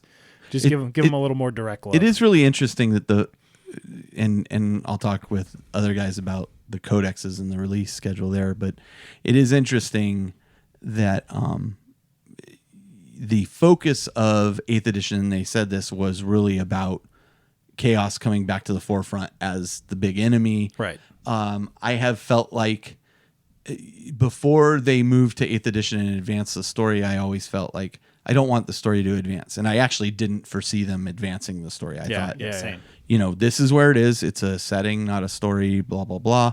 And now that I've kind of seen what they're doing with Age of Sigmar too, is they're like advancing and moving the history. Like the early stuff that you saw was kind of and I credit David Witek with bringing this to my attention. The early stuff was kind of the creation myth of Age of Sigmar. And I had a real hard time wrapping my head around that initially. If you actually read like the 12 full-on game books they put out for Age, I don't know how many it actually was, but it's like 6. Well, it's ballpark, but they actually they advance the storyline a lot in those. Each for book sure. is hundreds of years. I think I never saw them advancing the 40K storyline, but now that they have, I feel like I'm kind of more okay with them advancing it even a little further and showing us what happens. So I don't know. I think that generates some interesting ideas. So jumping on that with A, advancing the storyline, and B, having a big global campaign, like having another Black Crusade that maybe is actually going to do something directly. That'd be awesome. Would be great to see, and it's going to involve a global community now. Now we have this whole internet fad. They really just have to hem it into one of these 3 things is going to occur. You dictate which of these 3 things occur. That way they don't go like completely off the rails. And it's not going to be, blow up the world or whatever, but they have a lot of ways. They already blew one up. Well, several, but Cadia especially, specifically. Still lives in our hearts. Moment of silence. But something like a global campaign with another Black Crusade and doing it with all the technology and things that we have at our disposal now. Yeah. Again, when I believe it was Age of Sigmar first dropped, they were fighting for those 3 cities. I don't remember the specifics of it now, but they, every store was reporting in results on this, and they affected the storyline of the Age of Sigmar universe based upon games played. Right. And it was pretty exciting to be a part of. Cool. Yeah, and a Black Crusade model might get a taller, top knot laden I'm certain Angron. No, Abaddon. I'm certain of it. Certain of it. Like, actually, what I should say is that'll never happen. Yeah, because as I have now predicted, everything I predict will never happen actually comes to pass. Literally, last episode, batting 100. I don't know if you guys listened to the last episode yet, but the last episode I was talking. Death Watch was the coverage, and I was talking about Steve Parker's Death Watch book, and I was like, I saw the post. I'm so bummed he quit, and I love this book. It ends on a cliffhanger. I had talked with Steve Parker. He was like, yeah, I'm not writing anymore. And I think I kind of, I don't know if that door's open and blah, blah, blah. And I'm like, yeah, well, it's unfortunate. It's never going to happen. And blah, blah. 2 days later. So Death Watch 2 is complete and I've shipped it off to Black Library. I'm like, what the hell? So things change. Yeah, right? Because you have inside information, Carl. Sure. It's never going to happen. Yeah. So, since we're talking Age of Sigmar, that leads me to my last question. And actually, the reason I had kind of the 2 of you on, again, this is a 40K podcast, but, it's cousin Age of Sigmar. We are playing it, and it does interest me. There's a lot of parallels, especially in this day and age. And I think you can't look at one and not the other and talk about the rule sharing and the ideas and things generated from each of them. But that being said, Soul Wars, well, we have a copy of Soul Wars. We've looked at it. We looked at the hardback. We've looked at the sprues, the Malign sorcery. malign sorcery. I was going to say malignant sorcery. The malign It's- the malign Some of sorcery. those things look We've cancerous. seen the General's Handbook. What are your and I'm not going to give my feedback on this initially. I want to hear your guys' feedback first. Like, what do you think they've done right with this box set? Like, what are your initial impressions of that? The General's Handbook, the malign sorcery stuff. Have at it. Let's start with Josh. Yeah, well, starting with the box set, I think having a new faction in there, bringing the Night Haunt and Yeah. moving away from Khorne is going to make a lot of people happy. It's an awesome variety. Models are gorgeous. They've done an absolutely great job on not only the sculpts, but presentation, packaging, everything like that. It looks phenomenal. They've really, I feel like they've upped their game You hit on- graphically, you art-wise, hit on a key everything. point that I didn't want to say. I wanted somebody else to say it first. Was like from a marketing standpoint and like a presentation Yeah. standpoint, they're getting better and better at this stuff. Absolutely. And this box, much like honestly the last 40K box, I felt was really really strong as well. But this one just Is really another level still. Yeah, it's absolutely. every Yeah. time. Yep. Yeah. They keep outdoing themselves. So going back to The box. So the box set, Yeah. new faction, great for variety. It is a brand new faction too, so I think it's going to be popular. it's going to be super popular. Not only because it's in a core box, but also because it's. I feel like we haven't had a proper death faction Right. that kind of centers it all in one place. Fair point. In Age of Sigmar, there's been there kind of were Tomb Kings. There's kind of this Nagash thing, but it's never really been one central. Kind of the last big thing was that Nagash some model. vampires like there's vampires early on, but it's all been kind of a mixed bag of these little different flavors, like smatterings of death, but never. I think this will do a really good job of kind of being a focus to funnel it all together and really usher in kind of this continuing storyline. yeah, and it's As things it's shift. a great way of progressing the storyline and refocusing the lens from that kind of creation myth to now this is the world that we know it, and this is how the world's going on. Malign Sorcery, I'm really excited for the escalation of magic. Again, as I was saying just earlier in this episode, how magic and psychic and all that stuff has always been a big appeal for me for miniature wargaming. The fact that they're basically kicking that up to 11, and fantasy setting in Age of Sigmar feels like there should be more magic, and magic should be more potent. And fantasy players before Age of Sigmar happened, some would bemoan how powerful magic was, but it was a huge part of the game, and I feel Yeah. like it's bringing some of that back at least. And As some of that opposed feel. to just kind of 3 spells plus maybe another one. Right. In your, Yeah. There's definitely more specialization, more options. I love that they brought in the realm differentials, which were kind of spattered around between like. Explain a little bit about what that means. So Age of Sigmar, rather than I guess Jody actually has the best explanation of the realms and how. Oh they yeah, work, yeah. so- You So- did a great job explaining this earlier. And yeah, for whatever reason, it clicked immediately for me. But if you're having a hard time thinking about what is this Age of Sigmar place, because there's all these different realms and worlds and things, just think of the MCU, the Marvel Cinematic Universe, the Thor movies. Right. The Thor movies where there's Asgard and then there's these other realms that he magically travels to, and each realm is unique and diverse in its own way. They're their own sprawling civilizations. Worlds and societies and yeah. Right. So you can go play in Midgard or Asgard or whatever the other guards Asgard are. would kind of be the equivalent of Sigmar. Right. Right. Like, and so, yeah, I mean, right down to the lightning laden Yeah. hammers. Yeah, now that I'm really, thinking about it. really works. But it's this, like, it is such a high fantasy idea that it's hard for, I think, some people to imagine. And that was one of the critiques early on of things being disjointed. So now they're giving you rules depending on which realm you're in. And you looked at that closer than I did, though, Josh. So what's that look like? Yeah, so each realm has some rules about what's specifically happening, how you set up the table. Right. It'll probably have some battle plans specific to that realm. There's artifacts to that realm, both weapons and just magical artifacts that you can give to your more Right. your wizardly heroes. There's also spells specific to that realm. Some spells are more effective depending on the realm that you're in. So if you're doing a fire-based spell and you're in one of the more fiery realms, it actually does 3 times the amount of damage compared to any other realm or something like that. This So is a really cool concept. it's this really actually excites thematic. me. And one of the speaking of thematic, and the thing that I love is just the way they changed the summoning rules, as we were talking about the Oh the my Tzeentch God, games, yes. which I can let you take that Yeah, one. so let's just look at the Tzeentch one because that's Yeah. the one I'm Yeah. going to be focused on primarily. I think that one of the problems in the past, arguably, I think in 40K as well as Age of Sigmar, people would have said, One of the problems is getting free units. Getting units for nothing other than just casting a spell. Now I bring in another unit of demons, and next thing you know, you're fighting. Your 2,000 point game is now fighting a 4,000 point army because I've just brought in a bunch of free units. We played that game in 4K. Yes, we 6th have. edition. Yes, we have. The very interesting approach to how they've done this now and removed. You don't have, and so the original solution was you have to set aside those points in advance that these are the demons you're going to summon in, which really felt not beneficial in any way, shape, or form. It turned actually. into a deep strike you're paying points for that could be And you had to dispelled, successfully and you had to cast the successfully spell. cast. It became, I never used it after that. Right.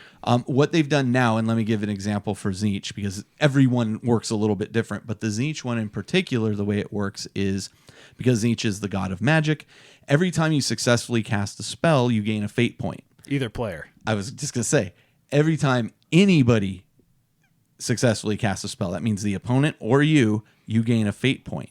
And then eventually what happens is you accrue enough of these fate points to be able to summon in demons. They take a certain amount of points to summon in. So I think, for example, we were looking at a squad of pink horrors, takes something like 10 fate points to bring in. Right. But then you spend those 10 fate points and you've now brought another squad of pink horrors in. Yeah. Very thematically cool. Very, it feels more balanced, right? You're not getting something free. You're actually having to earn it. Can you spin up things and cycle things? Sure. Like I could bring a bunch of spell casting units, try to cast the spells and bring them in. But again, I think there's some limitation because there's kind of the rule of 3 and there's the individual. You can only cast that type of spell once. One thing that they did, just to put it out there, some of the core rules they incorporated existing rules are more of the rules of one that you were they were match play exclusively. Those are actually now baked into the core rule set. The one specifically used to be a rule of 1 where you could only cast one spell regardless of how many wizards you have that know that spell. You can only cast it once per phase or once per turn in your army, and that's part of the core rules now, so you can't just spam the same spell over and over again. But taking this to its next logical conclusion, like the corn ones are going to be based on killing, right? You kill enough things, you earn enough things to bring in more things. Right. So I think it's thematically perfect. I think it sounds awesome. I can't wait to see it actually played on the table. But regardless, conceptually, it's very cool. I'll be excited to see it actually in play. So if nothing else, they've just brought more thematic, more setting, more theme to the settings, and more theme in the actual gameplay and mechanics of that gameplay, which I think is all win. Yeah, for sure. The it's just a knockout delivery, like you guys mentioned earlier. That's the first thing that struck me is as somebody who's a long-term gamer. All three of us here, we've all gamed for quite some time. To be tempted, really genuinely tempted for me to buy the large starter box takes a lot. When you have like basically everything you need. Yeah, I have everything I need and then some. And I know we all as gamers have way more than we really need in most cases. No way. Okay, as you're looking at my closet. Stop looking at my closet of shame, Jody. You left it open. There's no door on it. The door came off. Have some modesty, man. The door burst off. Yes. Couldn't contain. Cannot be contained. But like legitimately fighting myself about and I have a Stormcast army. I will say that the way they've your gone Stormcast army, and let me just say your Stormcast army looks amazing, and I'm very disappointed in you because it is the exactly how I had settled on doing my Stormcast army, which I'm now going to do because of Stormcast models. Thanks, man. They really are just. And Josh, I know you don't believe me, a joy to paint. It's so fun to paint. Which is so funny that you Stormcast. hate painting Marines, but you're okay with There's just enough variety. All right. And they go faster. You're even faster than Marines, okay. to me. Anyway, I love, this is slightly tangential, but the way they've rolled out the Stormcast about that they're all Stormcast, but there's different chambers. Mm-hmm. So in Marine lore, I have tactical Marines, and then they can be trained up to be Assault Marines, and they can be trained up to be Devastator Marines, and so forth. They're actually different, almost like different houses within a Marine chapter. So they're entirely their own entity. Right. So you have these very different ways of engaging in war, and they're totally separate orders within a larger, chapter, if you will. And they keep opening different chambers, right? And that's right? Why do you keep seeing new ones come out is because as the war unfolds, Sigmar has foretold this will be the next layer. And Sigmar works for the marketing department of he Games sure Workshop. But Nagash threw out this new curveball, so he needed something more That could deal with magical. that. So these new Stormcast are more magically attuned than the old ones, because the old ones needed to beat up on chaos, and these guys need to combat magic and death. The presentation is just off, is through the roof. I love that the rules are really thoughtful reflections of what the game needed to do. Shooting in combat. In particular, I think I think it's an excellent solution. Shooting at characters, shooting in combat, shooting while engaged in combat. Yeah. So we mentioned earlier that, Josh and I playing my Mortal Warriors of Khorne versus his Sylvaneth was problematic in that it was not a viable matchup with what I had painted. Admittedly, there were units that I could have added, and but when you're getting tabled over and over and over, it's not that fun. Hard to get inspired, get fired up to paint up 10 more dudes to get slaughtered. But that didn't work. Let me paint up these guys. Yeah, cares not. Yeah, he was pretty stoked with my guys. That was one way to get the skulls on the throne.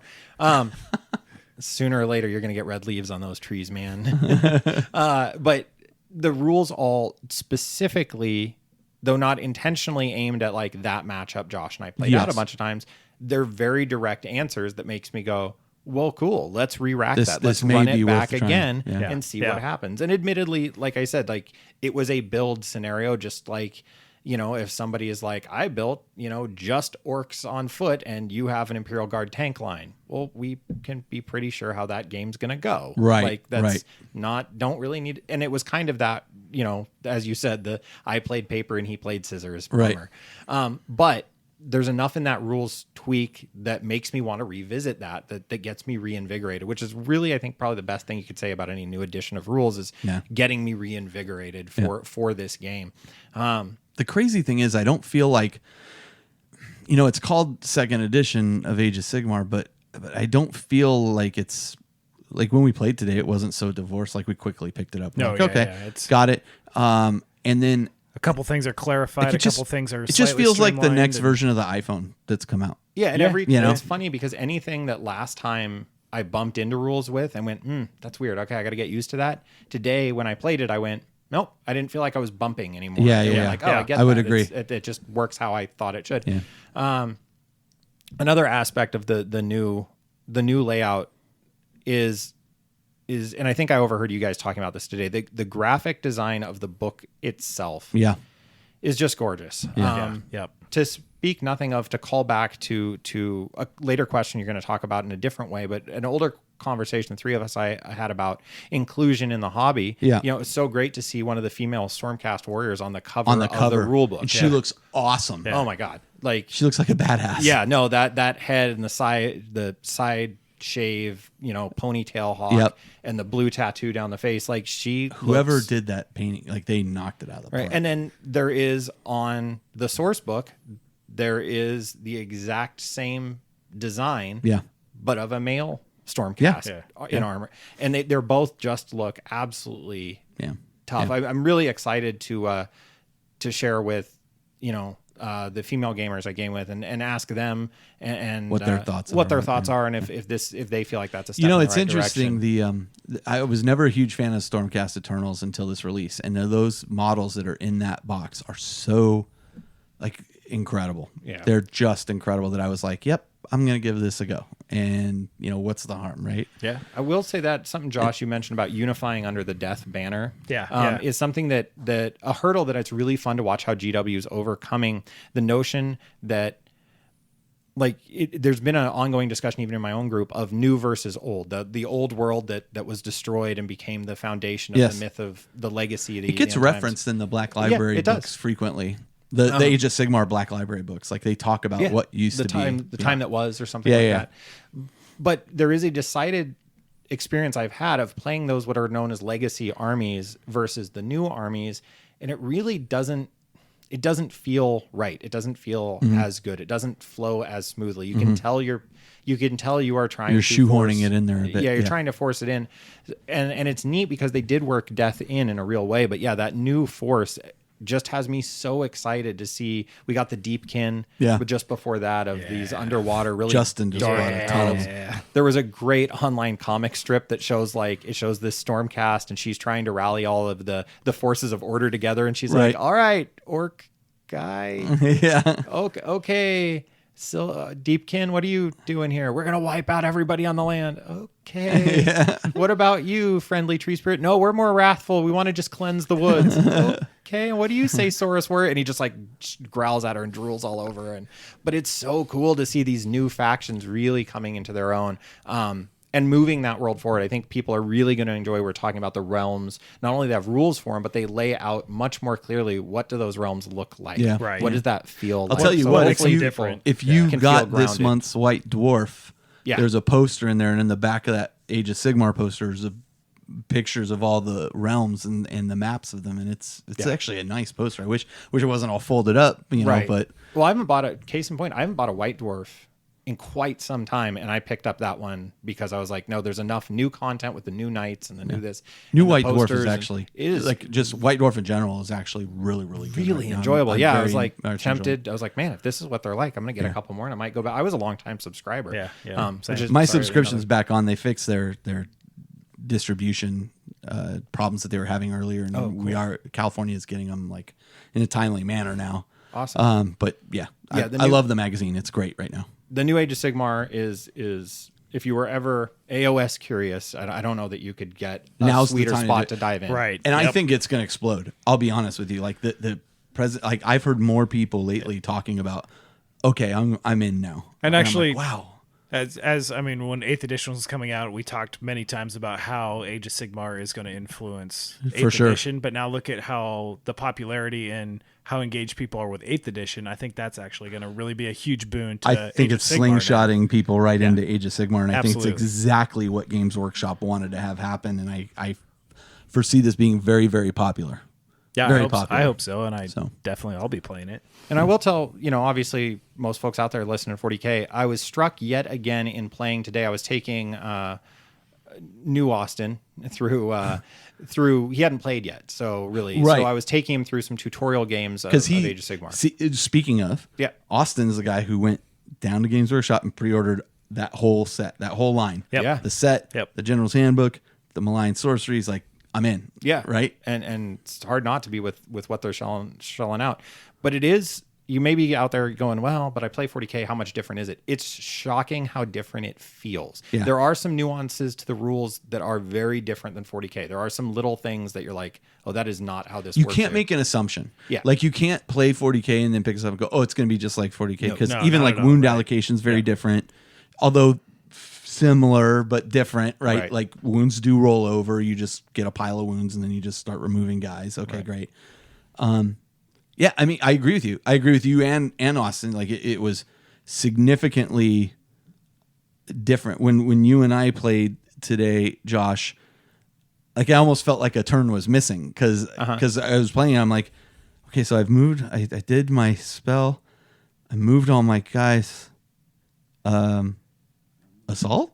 I guess it's assault phase, Oh, that's right, because not everybody shoots. And a non-shooting army. I'm Yeah, not you missing. just- All my tanks are shooting, and then these guys are shooting. No, not really. If you have a couple bowmen or whatever, okay, they get to shoot, and then you move on. It's it is fast. Like Yeah. it was fast. Right, yeah. And I think one of the big things is, and we actually only played 2 turns, and it was Did we? Yeah, we got today, we got but into the third we got turn in and there game. Yeah, quick game. and dirty, so How'd that turn out? it worked out all right. Yeah, okay, I'm you know, sure it one of you did. got I got a pretty good standing record with the Tree Bros. Yeah, yeah, you they did. do all right. What I keep telling people is 40K, and I keep using this term, and I hope it makes sense, is table displacement. That like when you're playing units in 40K, really travel the table. If they are a moving unit, they will really cover some ground. And there's a lot of those units, bikes, Yep. flyers, whatever. There's stuff all over. Eldar. The place. I was going to say the exact same thing. Yes. Excuse me, Aldari. Or Inari. But in Age of Sigmar, it's a much more kind of tactical. There's still a lot of movement going on, but it is this tactical kind of shifting and ebb and flow of battle thing. Yeah. It is not this huge sweeping changes. on Even tabletop. within like the melee itself. Oh, yeah. There's now a lot of I'm going to consolidate my guy who's touching your guy this way, as long as he's still touching your guy, I can move him closer to this other guy. Right. And To avoid open up a pulling in new another avenue, unit or open yeah. up a It's kinda charge interesting. lane window. or- Yeah, exactly. It's kind of Charge lane. interesting. Yeah, so it really feels the way things are moving on the table, the way the battle unfolds is very different, even with fast and fly units. Yeah. The other thing I've always loved about Age of Sigmar that 40K is getting more of is it's the game of giant fantastic monsters and heroes. Yeah. It is, the game works beautifully. You're like, oh, I fielded 3 bloodthirsters. Oh, there was a time when that seemed abusive and ridiculous. Now it's just cool and interesting. Like it's, oh, that's an interesting matchup. Let's do that. And malign sorcery, like, what are your kind of thoughts there, having looked at it briefly and then seen the models? So the book itself is awesome because that's where you're getting all the realm artifacts and a lot of that information. Yeah. The models themselves seem really fun. I haven't played with them yet. Right. But you get those endless spells that just kind of escalate things, and it's some pretty cool mechanics of how they work. You can cast this spell and it can be devastating, but it's much like how combat works. You and your opponent actually take turns of moving these spells. So this huge spell that you cast, it can be game changing. Your opponent can actually move that against you too, because they kind of take on a life of their own after that's kinda cool. they're brought into existence. So it's pretty neat. Yeah, And the models are awesome. And that's, you think? Yeah. Yep. Yes, that one. The models are awesome. I haven't really looked at the rules too much. I kind of was listening to Josh chirp about each time he read something new and cool. I was like, oh, this is rad. And I was like, Right. yes, I agree. That sounds rad. But the models and the variety of them, I was showing them actually, again, we were in a game store, my wife and I, and I was showing her the models, and she was like, oh, that's neat. What is that? Why is there that giant flaming face? And I was like, And oh, you're like, you'll never find out because you don't play Shadespire. something's yet to be mine. We're okay with this divide. But it was just, the models are gorgeous, and what a neat and thematic addition to a game. That Yeah. There's this thing that shows up and exists and makes it feel like you're part of a new world and a new Interesting. realm and a new yeah. something. And I think a lot of those are the things we talked earlier about. What do you want to see in 40K as it goes, as it grows and evolves in this edition? Right. I think I'd love to see something. I don't want to see spells lingering on the battlefield. That No, doesn't not seem as appropriate. necessarily. But I could see a war zone where, detonations go off, and how do those play out? Yeah. And They used to do things like that, yeah, right? They had Cities of Death I always go back war- to is like Yep. a really rich and interesting way to play. Sure, and it is, again. I mean, they actually have rules for that now. So I think it's awesome. Thank you guys for taking the time to kind of jaw with me about this and talk about it. Again, this is a 40K podcast, but I think you can't ignore the fact that Age of Sigmar exists and that the two products are influencing each other back and forth with each release. Absolutely. Is fascinating, and I think that if you haven't tried Age of Sigmar yet, now might be a really good time to potentially jump into it and check it out, because I really do think it's going to start picking up in popularity. I'm hearing anecdotally people getting excited about it that were not before. So much like 8th edition, people came back and played. I kind of sometimes wonder what happened with that guy that burned his army after it went to Age of Sigmar. And I think if were I him, I'd be almost like, there's no way I could play Age of Sigmar. Even if I wanted to at this point, there's no way I could play. That's drawing a line in the sand. Yeah, there. you pretty much. It's interesting because I think there was a statement or something by him online about, like, he kind of did it for effect. Yeah, he was upset, but it was more like Shock value. Yeah, like, of course he was it was doing the like, but like he was having fun with it. It wasn't all the rage and anger. And It's a good way to back out of it. it All may right, be, cool. but so I hope that dude's He's got a playing. good I hope PR he's guy. playing and having fun with something from the new world. Or I hope he's found what he's looking for. Yeah. Okay. He's playing War Machine. I'm sad for him. Okay. Anyway, guys, thank you so much. And we're going to take a break. We'll be right back. With some other yahoos. And we'll leave it at that. Okay. It won't be as fun.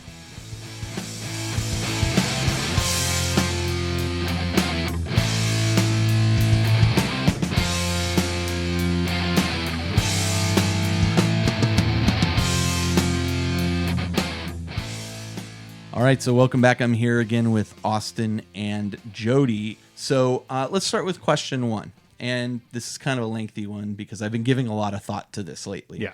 So recently there's been a lot of talk about inclusion and representation of female characters. And we have, Jody, in fact, I think you were on the episode where we kind of talked about this previously. Just as a general idea, yeah. Yeah. So there's this female characters, armies, forces in Warhammer 40K games. There's always been a small group of individuals who are anxious to see female Space Marines. And this seems to be reaching higher level of volume now. I mean, there's clearly a lot going on politically, a lot going on just people wanting to be involved more, a lot of going on where people want other people to be involved more. We've seen the introduction of female Stormcast Eternals for Age of Sigmar, which I think look absolutely amazing. Yep.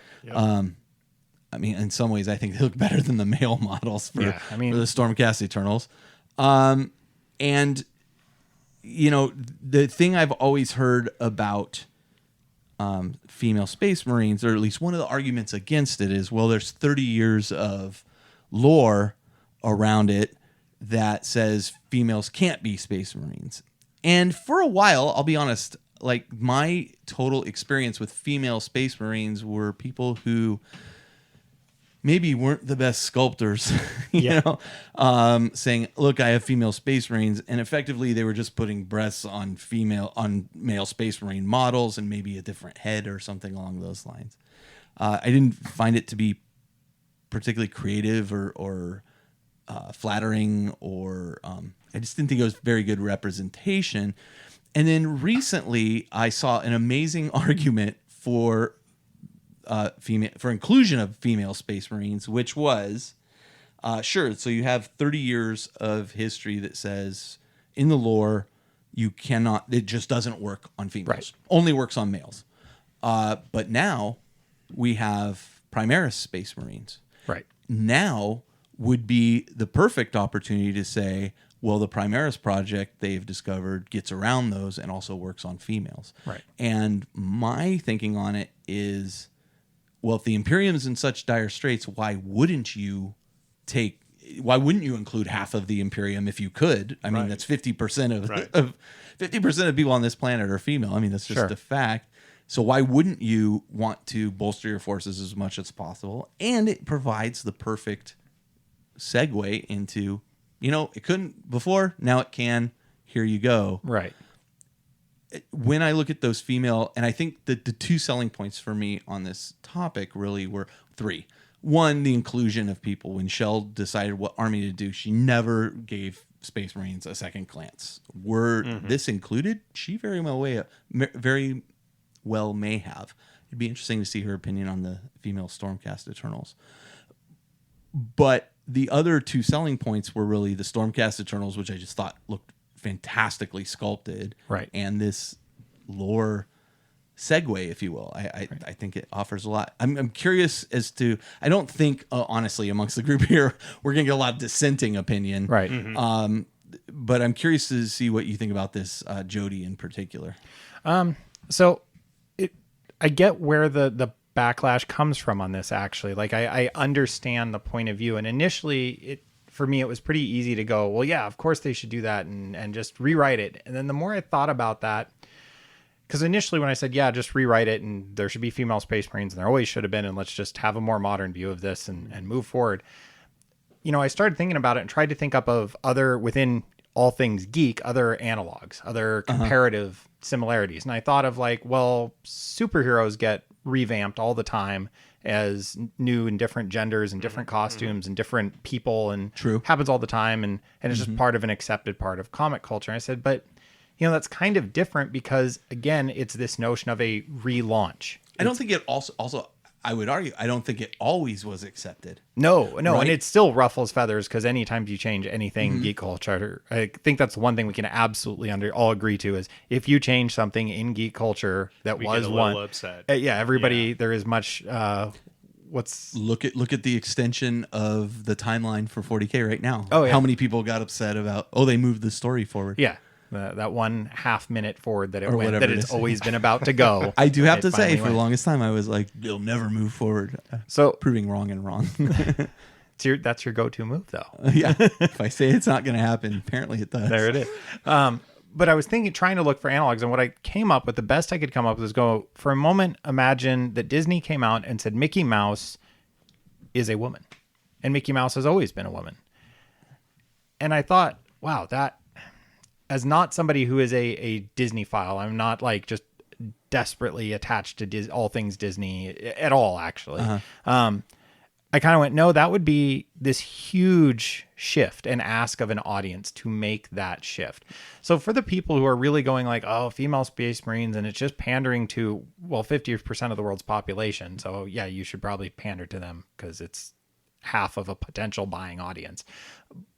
I get the frustration though of like, no, there's this long-term standing story where, so as much as I'd like to just wholesale go, yeah, make the change, the Primaris argument I think is great. I think it's absolutely an opportunity to move that story forward. But I think the backlash and what I saw online around this topic was much more about retconning anything that had to do with this gender identity piece for Space Marines. I think there's a minority of people who are vehemently against it just for the sake of it's a woman, right? Right. Like, I think the thing that, as you said, that's triggering people, so to speak, is the storyline and you're changing my story. Right. The retcon of, and it is, and in this case, it is literally going back and changing precedent. Yeah. And I would think that would not be a correct move. That would bother me to go back and change. Now to move forward and adjust, to move forward and create a new path. Awesome. Totally in favor of that. The Primaris, hey, it works on everybody because it's a better process. That's why you get a better end product. Great. Do that. Sounds rad. But to make any kind of change that just says, oh, by the way, we missed this. And yeah, there could have always been female Space Marines. And for the 2 people that are out there listening going, but they made female Space Marines back in Rogue Trader days. Yeah, they made a lot of things back in Rogue Trader days that we don't care about anymore. It's time to let go. The squats are dead. Let's move on. Okay. But other than that was kind of my thinking on it, was that notion of like comparing it to other things and where are some similarities. And at that point, I kind of had some sympathy for the people that are going like, please don't go back and retcon this piece in the interest of inclusion. The idea of moving forward with an inclusive audience, I'm all in favor of, and I can get that. But I think I'm more in the camp of like, don't go back and say original Marines always could have been women. It just, you don't need to do it that way. And it would feel really heavy-handed and clunky and kind of pandering, to be honest. And that's never something I'm going to get behind. It's like, let's pander to somebody. Although you did just say let's pander to 50% of the world. Okay, if I'm a business, I'm going to, but I shouldn't seem like it. No, right. Yeah, it feels talk Austin? down. Honestly, I'm in all agreement with you on that. I think personally, the Primaris experiment was a good first step to see how possibly the community may react to something different, right? So you got new models that came out that are slightly larger. Progressed a story that hasn't progressed for 30 years. Yeah, for 30 years, right? People reacted, but honestly, you look around, people got over it. Yeah. Personally, the easy way out, and I think the one, going to your point, Jody, is, just write it in as part of the story. Bring in the inclusion. From you brought up the business standpoint. I mean, you got a great business model for doing that. Yeah. You're going to bring people, 50% of the population out there walking by your store, now being able to relate to what's going on in those 4 walls. And I just think that to me, that makes business sense. I would agree. And to me, it also makes inclusion sense. Yeah. The story is easy to change. I think I can get and behind. We can get over that. I think I can get behind it. Like, I mean, and I was very much like you. I was like, no, this doesn't need to be retconned. And I get that it's exclusionary to a point, and I was like, but there is this precedent, and look, I'm not going to get upset if it were to change, but I'd be like, well, was that, it felt heavy-handed. Yeah. This is just, I felt like the perfect gateway opportunity to say, hey, now it works. And when I look at those female Stormcast, I mean, they're not crazily, sexualized, but they are definitely, like, you can see, like, there's a female form to them. Like the legs are thinner, the torso's a little thinner, but they look incredible. I mean, I think you could do very similar things with the Space Marine stuff where you can see, oh yeah, this is a different model. And it would honestly, it would open some pretty cool opportunities too, like all female Space Marine chapters or, mixed chapters or whatever you want to do. I mean, I think there's a lot of opportunity there for really cool. Honestly, I think there's some incredible opportunity there for Black Library stories as well. Sure. That would just be fascinating to read. So, And there is a certain amount of that of where does that bump up then against the Sisters of Battle narrative? I mean, Sure. there are two very separate things because you have humans that have been augmented to work alongside power armor versus Space Marines, which have been physically, completely redesigned. But the Sister is still a human. and they're still an arm of the church. Right. Right. It's a different. Right. It could add new units to Sisters of Battle armies, But there's some bumping there that, Sure. I'd be really curious to see how they'd handle it if they went Yeah, that route. for sure. So two things jumped to mind as you were mentioning that about the look of the female Stormcast model. If you are lucky enough to be anywhere near a Warhammer store, I actually swung by one on my way over here to record. We have our Los Gatos store, the brand new Los Gatos store, and the demo models there. For the Stormcast for the New Age of Sigmar, the lead figure is a female liberator, and I can't remember what the unit champions, they have a name. And she's a fabulous model, but exactly what you said, that you can definitely tell right away. She is smaller in comparison to the two male counterparts, but no less. I'd say slighter, right? Like not necessarily shorter. Well, she's shorter too. Is she? Yeah, Okay. she is but no less empowering or looks like somebody you would not want to mess with. And to that point of something Austin said as well, of like walking by the shop, and as I walked up to the store, right there in the window is an 8 foot tall, this Stormcast, in a standee, but an 8 foot tall woman in gold gleaming armor with glowing blue face tattoos that, Slightly intimidating, right? Yeah. Oh, absolutely. One of the That's cool. That is one a of the big bouncer you got at that door, right? one of the painters in Santa Cruz, who's exceptional, is a female bodybuilder. And, really? And when I looked at this I didn't know this cutout, I kind of for a second could go like, oh, that's Rachel. I could see her. Oh, that's there. interesting. Like it even, there were just some features in the way the hair was cut and things like that I was like, oh, that's really cool. And Rachel's a bodybuilder and she's built like a bodybuilder. I mean, she's Wow. I didn't know anything about that. Yeah. That is cool. Excellent painter too. But yeah, those two things just jumped to mind of having literally walked by the store and seen like, no, there's this awesome female figure in the window, and then literally holding a model that went, yeah, look, that is this. And really that's the first cool thing you see walking up to the store. Yeah. Now, right. Oh yeah. It's the whole front window. You're going to awesome. bring in a much larger community at that point, from diverse backgrounds, point of views. Yeah. I mean, how is that not positive to walk up to a table and play somebody that's different than you? Yeah. Right? Yeah. Or just have more people to play with. Exactly. Right. Yeah. For, coming from my background where, or the last place I lived where there wasn't very many players and it was hard to come by. And now I'm a little bit, I can find a game on most nights probably. Yeah. But, Prepare I to don't be a glutton. Yeah. Gaming Right. glutton. Much as you want. know. During summer. For me, summer. it's really hard as being a new player to, I'm not as, I don't know the backstory as well as most people, Sure. but it's hard for me not seeing something positive coming out of that. Fair enough. And they're doing it right. The models look great. They're not overly sexualized by any means. They're proportionate. And it's very inclusive, and they look pretty rad too. Yeah. So Yeah. it's exciting, I think. All right, So. let's move on. Next question. Yeah. Again, I didn't expect any. Maybe I should have brought somebody in that would have argued that more with me, but it's hard to find here. Yeah. But I do again. I think story-wise, as soon as somebody said, "Well, nobody says the Primaris project," I was like, "Yeah, of course." Yep. I'm like, "Let's do it." I was totally on board at that point. I'm curious. I should show Shell what the female Stormcast Eternals look like and get kind of her take on it, and without pushing her, see, what kind of army would you be interested in doing, and see if she would be like, I would totally do this. I know my wife well enough to know she would probably think that's kind of cool. But anyway, okay. Question 2.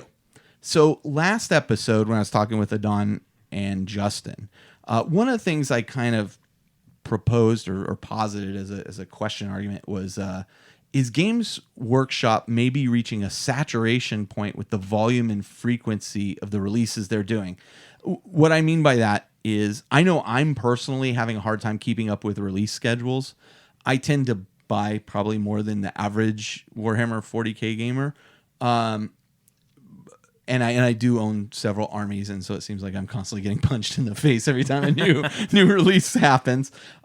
But do you think that it's possible where they're reaching this kind of saturation point where they're not seeing as high of a, at least initial wave return on things? And in regards to their models, releases, that kind of thing. And is this being counterbalanced by things like Necromunda and the upcoming Adeptus Titanicus? And so kind of where I came into this thought and idea was recently I was reading this article about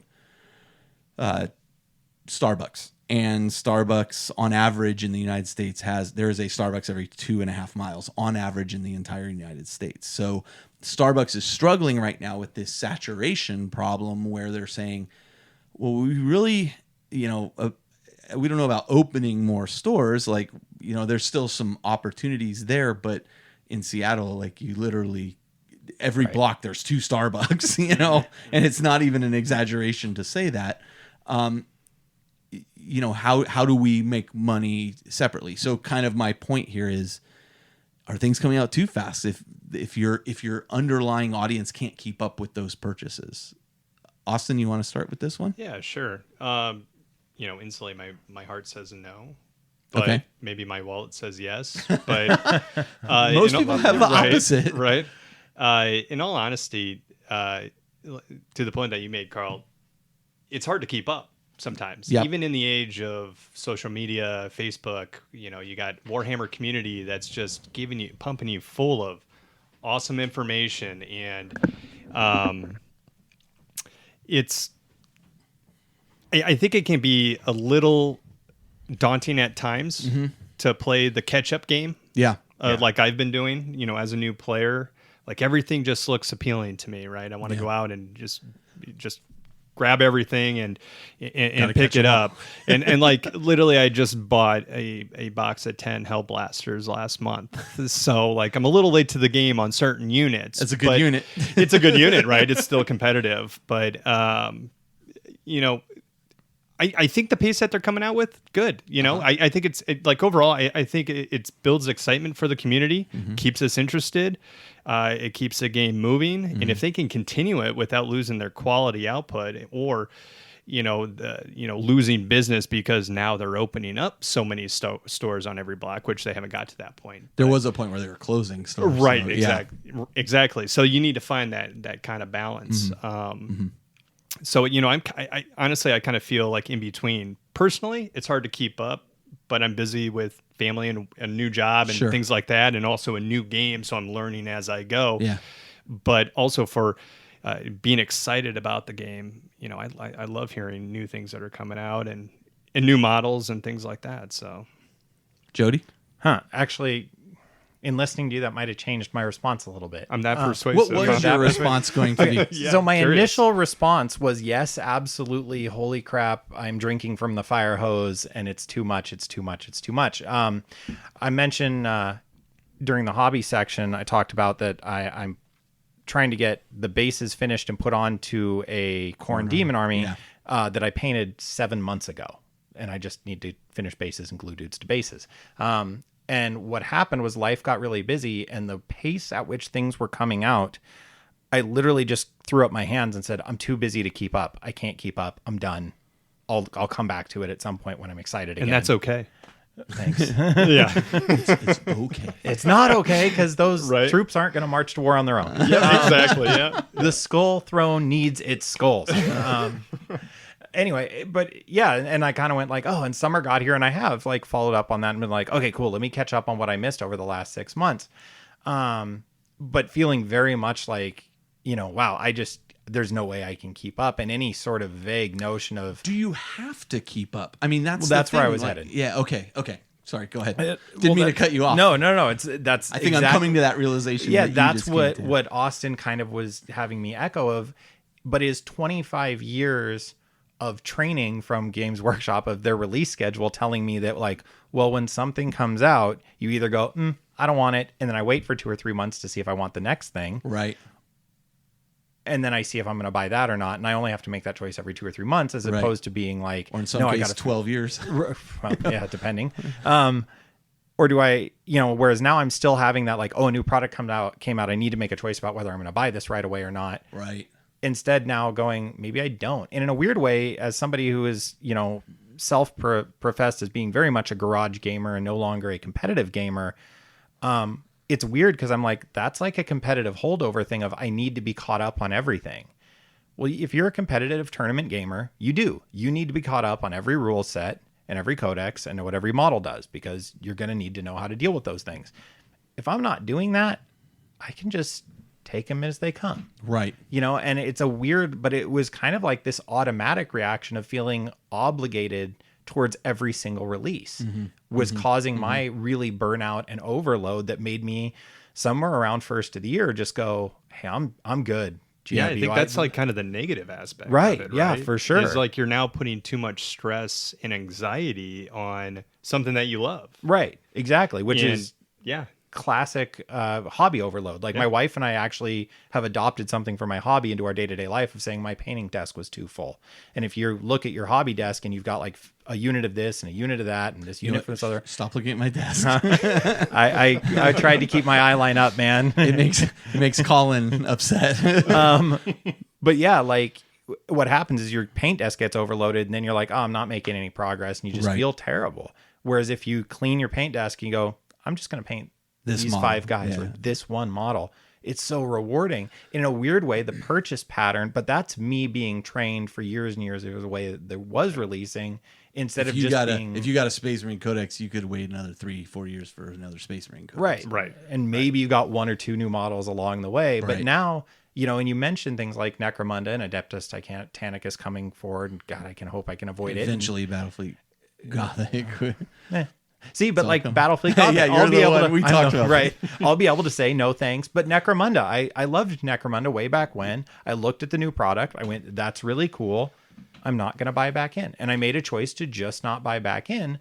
But it wasn't any less cool or exciting. And I'm not less excited to see my friends do it. It was just, for me, I felt overloaded. But now I'm starting to think, based on some of your comments, Austin, that like, maybe that's just me going, dude, chill out. Like, be excited that you're getting these new toys. Okay, but that kind of speaks to my point, right? I mean, if they're coming out that and everybody's just chilling out and getting their toys, is the market oversaturated? Like, if everybody's taking that attitude, well, look, clearly it's not, because Games Workshop just took like a ton of profits and shared it amongst all of their employees, and clearly the stock is doing very well for Games Workshop. So, I'm probably just talking out my butt here, there's an interesting, I think that's an interesting dynamic. And I think, hopefully what this segment will touch on for people is if you're feeling stressed out there, don't be. Yeah, don't be. And what's cool is when I do pick up a White Dwarf or when I go to the Warhammer community, because I really, like I mentioned in a little while, spoilers, that like I just bought White Dwarf for the first time in a really long time. It's really fun to look through and go, oh man, look at all this new stuff. Oh yeah. And maybe something does excite me. Maybe something does fire me up. But I have that excitement. It's not that almost anxiety of when it's going to drop. It's excitement to see the new all the time and knowing that there's going to be more new in the future. And I think that leads back to the point of accessibility, right? Of just being able to communicate new releases, pictures, teasers directly to the community at pretty much, a push of a button. Yeah. And 5-10 years ago, it was a much different game, right? Yeah, for sure. I mean, they are clearly... It's crazy. The world we live in now, in terms of Warhammer 40,000 and the way things are pushed to us, you just... It's unrecognizable to what it was 5 years ago. And that's an excellent point. I don't know. I mean, I think that as when you talk about accessibility too, 8th edition, like towards the end of 7th edition, if it would have been impossible to get a new player into the game. Yeah. Virtually impossible. There's a reason I didn't join. There were so for many those years. It layers. Just wasn't accessible for me. There were so many layers, and then, you could do this, but, flyers, you got to get this supplement, and then you want this, and then you want that. And then, there's these other rules that you're going to need. And now we're sitting at a state where 8th edition's still very accessible. As much as all these armies and codexes are coming out, you pick your army, you pick your codex, you get a starter set, and you just start building towards it. It's still very accessible. Mm-hmm. It has not lost that yet, and I hope it doesn't. Amen. Yeah. I think that what's opening my eyes here is like you said, 5 years ago it was so different, and that it's and I don't know just how different the release schedule is, that in a weird way I can relax and enjoy my hobby. Like I don't have to have this anxiety. So I'm going to lay down on the couch while Austin keeps Go ahead, me through Austin. this. Oh yeah. I'll start charging after a little bit. Okay, but, that's fine. My perspective is, the moment you start to have those kind of negative feelings on anything that you do recreationally, Step back. Yeah. Understand that. And we're just. You know what? You're right, Austin. Let's just turn this off. I'm done with the podcast. No. Think of your fans. Austin goes down as the most hated person. Yeah, wow. This has been a wonderful night. Thank you. But you can experience that. I mean, you touched on it even with video games. Yeah. Too. You go through ups and downs, and sometimes, hey, those breaks are good. Yeah. That's what a vacation is when from work and stuff like that. Point. So it's a good point. Check out. This segues nicely into the next question, which is, this is the first time in the history of Warhammer 40,000 that we are going to have a codex released for every army in a single edition, like one right after another. The hits keep coming with the Orcs and Space Wolves coming up next. I mean, I think that kind of rounds it out. There might be a couple Space Marine fluke chapters. Well, so I mean, this kind of leads to my question. I mean, chapters. Where does yes, that's what they call them, Jody. With this being the case, I mean, where does Games Workshop go from here? Once all the codex are released, what is it you think they're going to do? What is it you want to see? We kind of alluded to, well, I'd like to see them focus on campaigns, or they used to have these war zones, right? Apocalypse War Zone, Veildor, and that kind of thing. Pandorax, all that. Like, I would love to see them do that, but that doesn't really scratch the itch so much of the competitive gamers too. Where do you think they go from here? Once all the codexes are released, kind of what are your thoughts going forward? Let's start with you, Jody. As is often the case, I'd like them to follow suit with what Age of Sigmar did. I thought it was really successful. I enjoyed it a tremendous amount, which was you got the Age of Sigmar original box, and then they released Blight Wars. Mm-hmm. But it was its own self-contained box, and it brought in entirely new Nurgle units we had never seen before.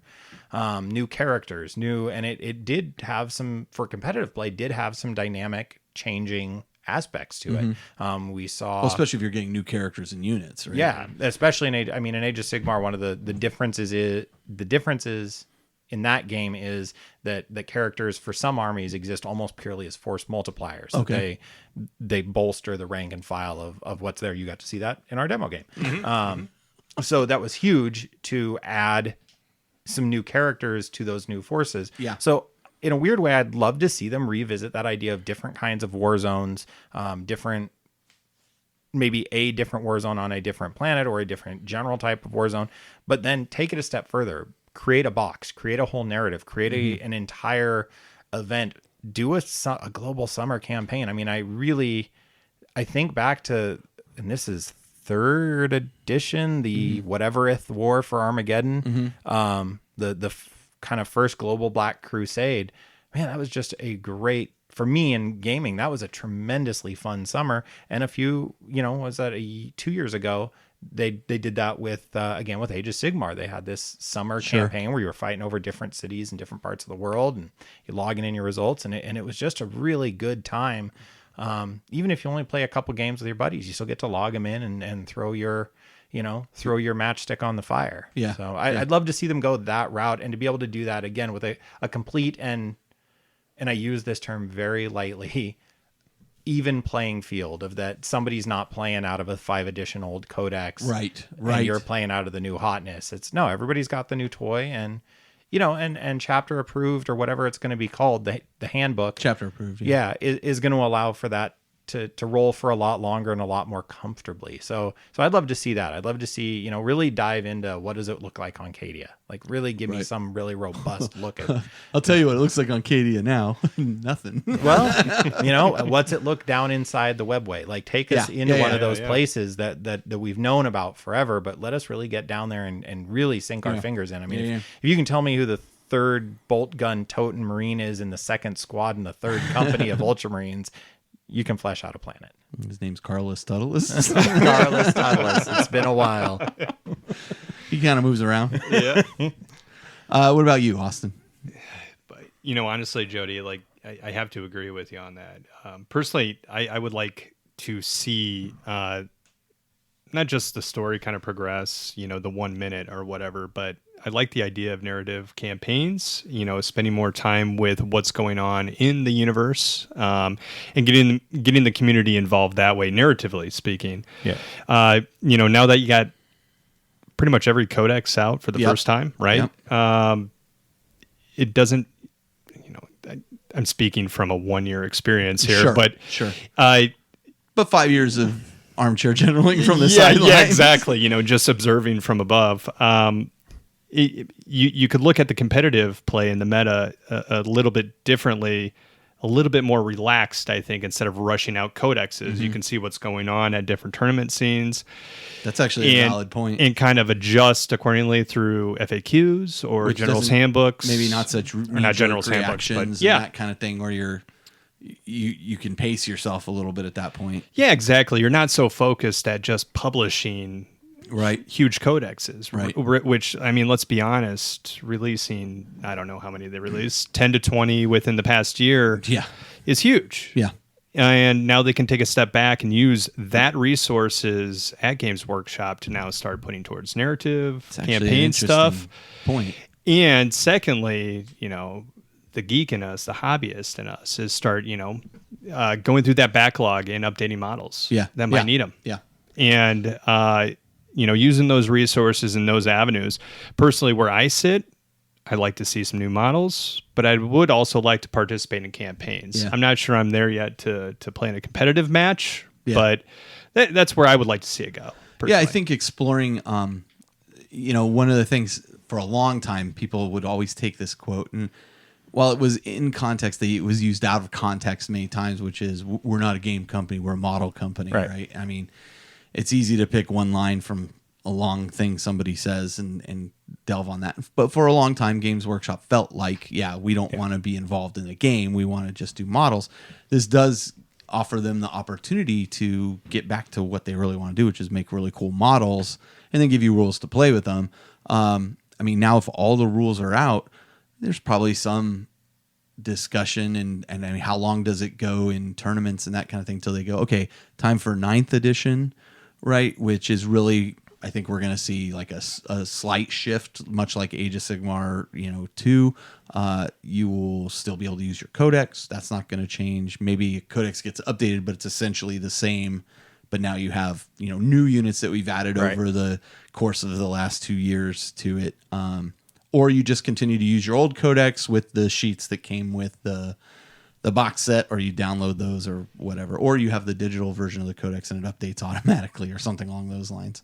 But I think exploring new models is kind of the only thing that's going to game change for the tournament set. Yeah. I mean, which is a portion of the 40K community that can't be ignored. I mean, clearly they generate a lot of revenue and do a lot of interesting things and keep interest up.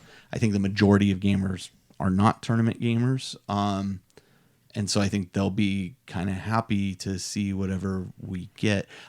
My only concern, I would say, to kind of end on that note, is I just don't want to see them add those layers of complexity like they did in 7th, to where now it becomes inaccessible, right? There was a tendency in 7th edition to say, we're going to add these flyer rules, and now we're going to add, I can't even remember all the rule books that came out for it, but like effectively things like Apocalypse are now an entry in the, I keep wanting to say it called General's Handbook, but the chapter approved book, right? I mean, you can have like very short entries to say, hey, here's a different way to play the game. I think exploring different ways to play the game is always very exciting too. And yeah, I would like to see a modernization of some models. I think we'll see. What do you think about new armies? Like, I think they want to hesitantly approach like a new army, because once you put it out there, as they've seen, it's very hard to reel it back in, especially if they decide, man, there's already so many armies we're trying to support. Yeah, I don't have any desire right now to see a new army in 40K. I mean, it is like, it's at the point now for me where I'm legitimately have a hard time even just sitting here going mentally do the Rolodex. What armies are there? Yeah. What armies are there? And that's without even starting to crack down into wait, how many different flavors of Space Marine can you play? Yep. You know, and as somebody who is working on getting to a point where I want to be able to play Chaos in all of its facets. Yeah, it feels like a bit much, and I'm thinking of, but at the same time, I'm thinking of how cool was it that they did a Gene Stealer cult finally? Oh yeah. And how cool Yeah, is it that's that true. there's a Custodes army now? And That's true. You know what? sisters are coming back to us. For all that and, noise I just made, they have released a bunch of new armies. That's a And- good point. And, you know, there are a couple other armies out there. People have wanted to see the Hrud for a long time. Look, 3 people wanted to see the But they keep showing up in Black Library. Yeah, I know. You know, and I mean, I cracked earlier, and I stand by it that I was at Games Day when I heard, you know, Andy Chambers, who isn't with him anymore, go, "The squats are dead. The Tyranids ate them. Let's move on. Nobody cares." But That's that like, was at that's that, like William Shatner telling people at a Star Trek convention, "Get over it." Yeah. Like, it didn't work. it's just a TV show. But you know, to that same end, that, you know, there are people out there that would be ridiculously For sure. excited to see a squad army be re-envisioned, and what would that look like? So I think there's enough depth I in think the greater squats 40K. Squats would sell well. Let's face it. You know, they would though. They would. They would. They would. Gross. Yeah, I'd rather see a Space Lizard Man army. They already exist. It's called the Seraphon. You have to play Age of Sigmar though. They do fly around in space, don't Yeah. Oh my god. All right. Anyway. Yeah, we went off.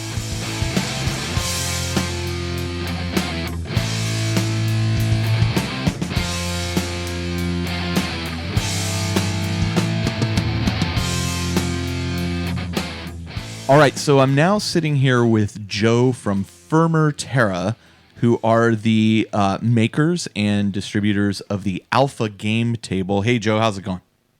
It's going well, Carl. Thank you for having me on. Yeah, we finally had you on again. We finally got to meet in person at Adepticon this year, which was really nice to finally meet you face to face.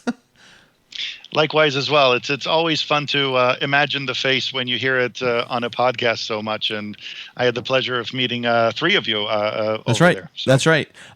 So I have to say, first off, I own one of your Alpha Game Tables. We just did a game day at my house where I had our friend Colin was moving out of the area, and we had something like 15 to 18 people at my house playing games. And usually what I use is I have, these fold out tables that I get from Home Depot, and I use 2 of those with a board on top of it, and then usually a mat over the board or something to that effect, so you don't deal with the kind of dip in the middle. And then I have this one Alpha Game Table, and at the end of the day, I was saying to my wife, I think I'm going to get some more of these Alpha Game Tables because first off, it's one table. It doesn't, I don't have to deal with setting up 2 tables each, which sounds like a minor thing, but it is in terms of storage, in terms of convenience.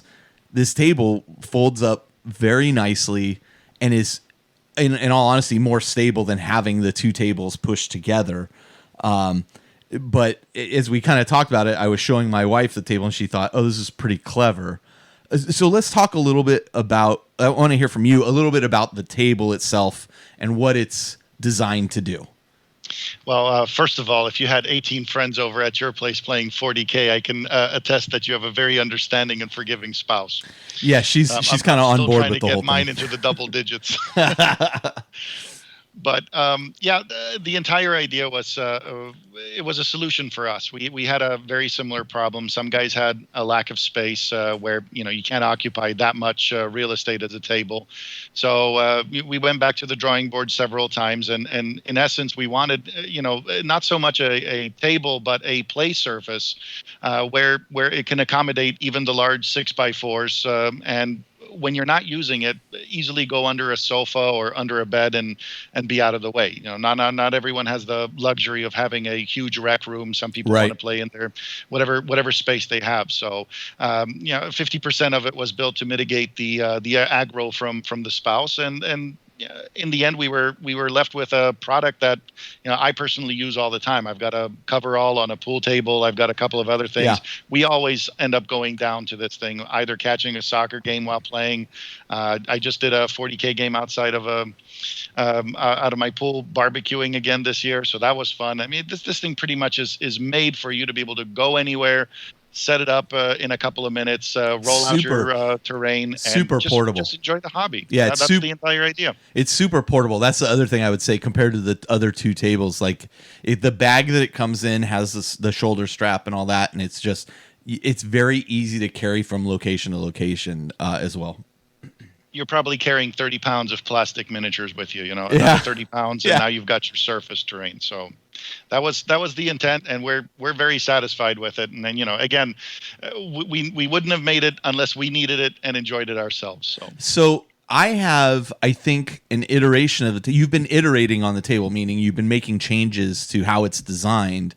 I think I have the design before the one that you have now. What are the differences between the two? And if I could just speak real quick. So what happens is the table basically folds out from 4 sections.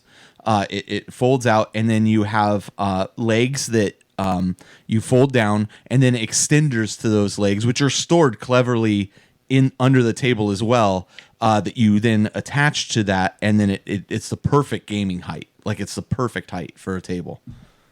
So that was one of the most prevalent comments was we would like our table a little higher. And some of these guys would walk up to me at these conventions and say, look, I've got back problems, or I'm not the youngest person anymore, and it's kind of a pain for us to bend over for 3 or 4 hours. So we went back to the drawing table and tried to figure out how to keep this 30-pound object stable but taller. Yeah. Because it's the taller it gets, the stronger the spring effect is on any given structure. Yeah. So the new version comes out with optional leg extenders, which will give you another 4.5-inch perch. Interesting. And what we're trying to do is work out these leg extenders to be retroactive with all of our former models as well.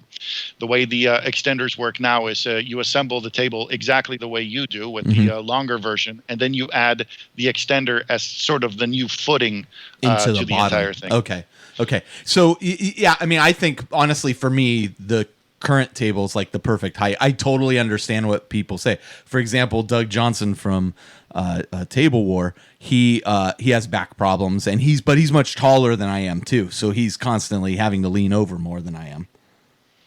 I'm 6'3", and to be honest with you, I can pretty much reach anywhere with it, and I'm okay with it. But I also play most of my games by sitting down when it's not my turn. Me too. Me too. I enjoy it. A nice cold drink and chatter while somebody else is doing their movement. But it's a legitimate thing to say. And I mean, if you got 1 or 2 people saying it, that's one thing. But dozens and dozens of folks asked if there was a solution. So we went back to the drawing board. We prototyped it about 3 times, and 3 times we had to send it back and say, we're not happy with this. And we finally got on a nice little engineering skit there, and now we've got version 1.03. Got it. And are those leg extensions sold separately from the base table? They come, how the regular extensions clip in. Yeah. Now the other side of each fold will have a miniature clip for the leg extensions. So I see. If you choose not to play with the extensions, they still just assemble the table the way you would the former versions, and you simply leave those clipped into the table. Okay, got it. And the table on your website is going for $199 with free shipping. Yes. And I know that gamers tend to be, frugal, I should say, with their dollars, but this is a completely reasonable price for this product. I mean, I gotta tell you, like I said, I'm seriously considering buying maybe two more at this point, because it just does everything you need it to do. I would spend, I think, around $45 to $50 for one of the other fold-out tables from Home Depot, but I'd have to get 2 of them. Again, they don't store. They're not particularly as portable as this thing. Like, not by a long shot are they as portable as this thing. We're going to, in September, I go to this thing that I organized called Geekend, where we rent out a huge house. And in the past, I've dragged those tables from Home Depot up there to use. Now I just feel like, oh, I'm just going to put this table in there. It saves me a ton of room. I can't speak highly enough about how stable and cool this product is. And the other thing I would say is, when I'm using like my Table War mats, like they roll out onto it, it's perfectly 4x6. I think it's slightly bigger than 4x6, just barely, if I remember correctly. So we couldn't. I advised against straight edges on this table. You've got kids walking around, and since the material is pretty strong, I don't want anybody scratching themselves. So we have to make rounded edges. Right. But if you make a rounded edge on a purely 4x6, now you don't really have 4x6 feet of real estate. Right. And for competition play, even that inch makes a difference. So what we did is we gave it about 3 inches length extension, which if you put down a mat, even with those rounded corners, you still have plenty of space. Right. It's and perfect. It just becomes sort of a de facto little place to line up your dice or whatever the case is. Right. Man, I cannot speak highly enough about this. And I know I talk very positively about a lot of things on this show because, to be honest, I only talk about the things that I enjoy. And so if I didn't like this product, I probably just wouldn't have had you on the show. but I mean, just the fact that I'm having you on the show is my endorsement that I think this is just an amazing product. And if people haven't seen it, where can they go to take a look at it?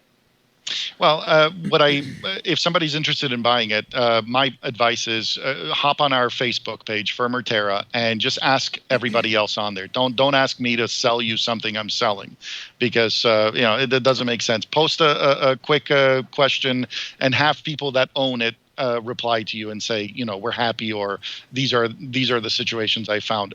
Overwhelmingly, we have good things to said about this thing. So, ask the community, ask people that have purchased it if you're hesitant about it. If you want a demo video, if you want a quick product spiel, well, then, hop on firmerterra.com.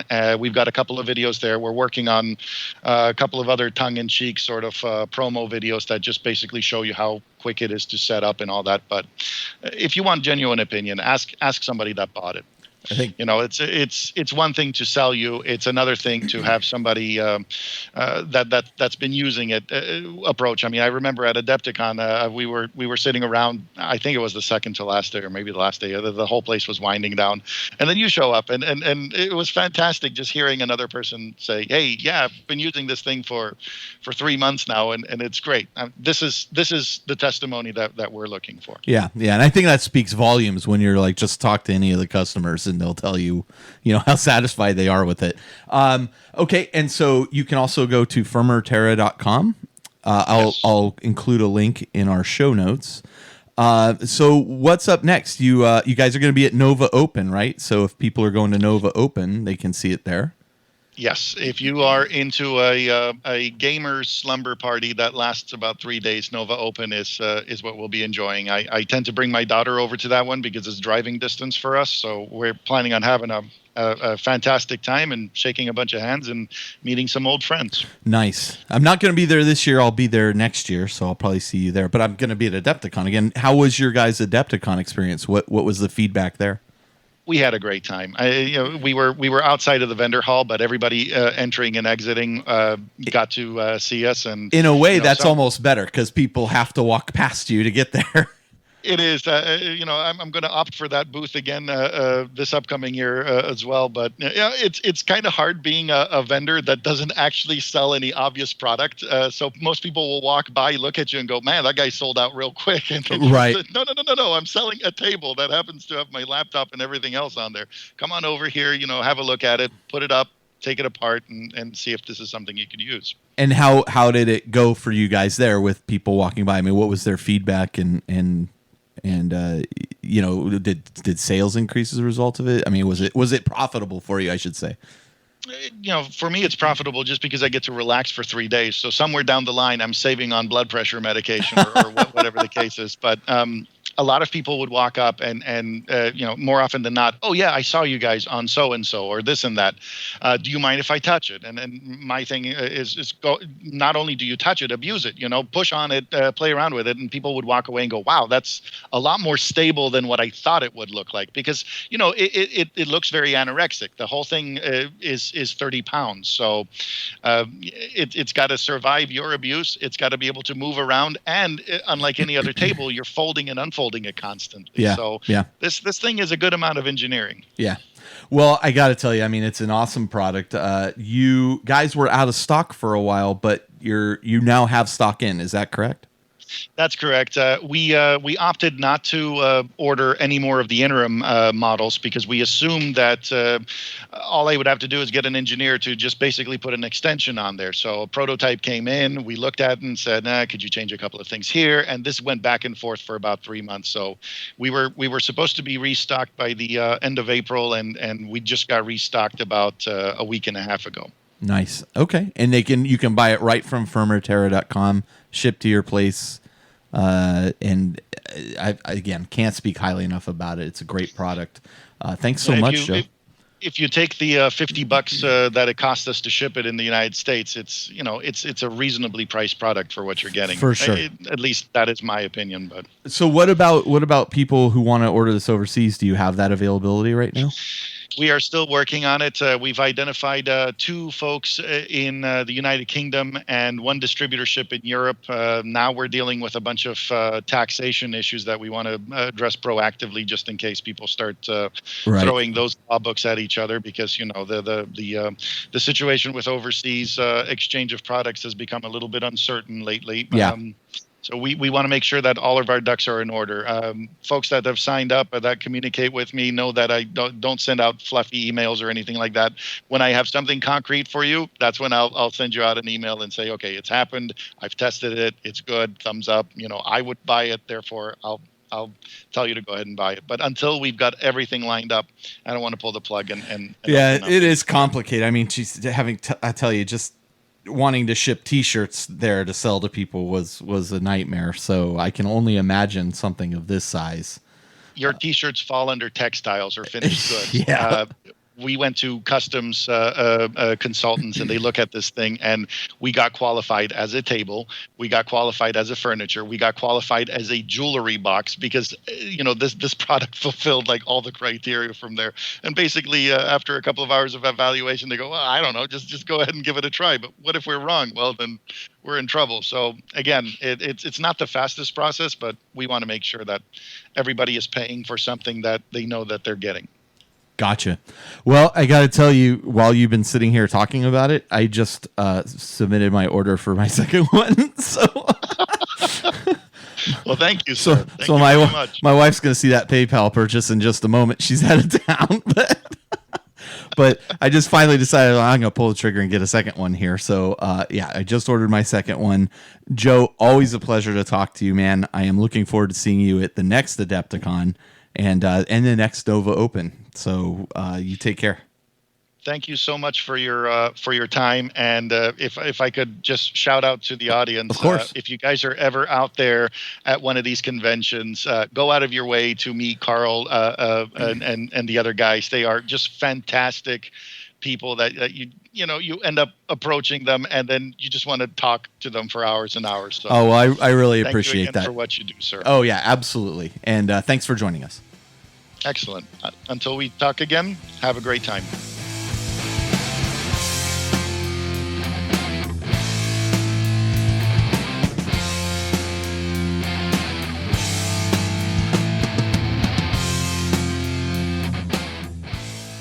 All right, so I am here with Dave Taylor, the infamous Dave Taylor, which means more. One day I'd like to be famous. It means more than famous, right? You're not just.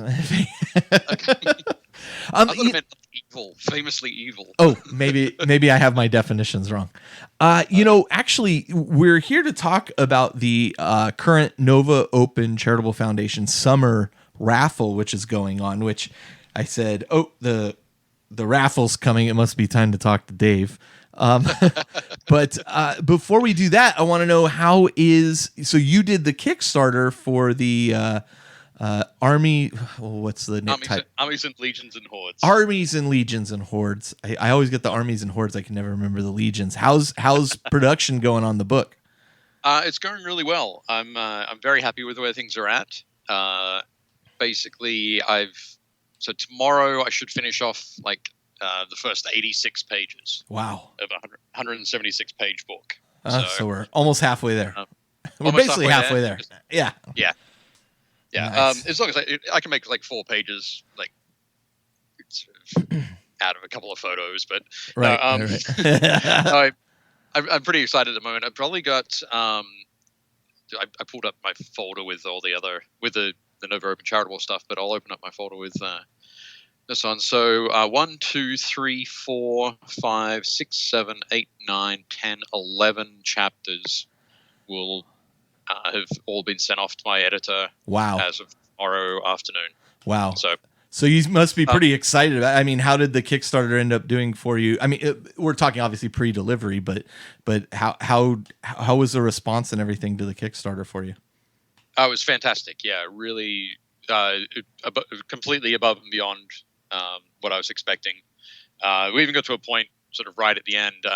I went over to Salute in the UK to promote the Nova Open Charitable Foundation. Yeah.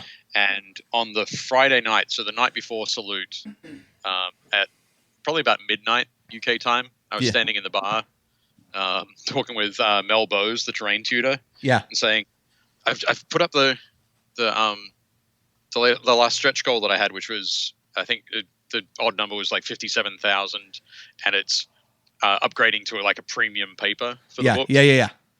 And it was just this is completely crazy. I don't know what to do next. And he was like, just let it ride. Yeah. And I was like, yep, okay. I don't want to commit to anything that I haven't priced out yet. Right. So, yeah, that's for sure. That's how a lot of people get themselves in some trouble on Kickstarter. Yeah, so it was like, okay, I will not do that. And in the end, it hit 72,000. Oh man, congratulations! Great. So it's going to be great. I want to line everything up so I can get it all to the printers in September. They'll print in October and ship to me in October, hopefully. And then November, I can start shipping out from the different hubs I've got around the world. Oh man, I'm excited about that. That is going to be such a great product. Let me ask you a question. Did anybody do the level of Kickstarter where they get to personally call you 5 times? 7 times. 7 times. Yes. Oh, did they really? Yes, actually. Yes. A gentleman by the name of Greg Whitaker, and I think we'll be working on a tank army. Oh, nice.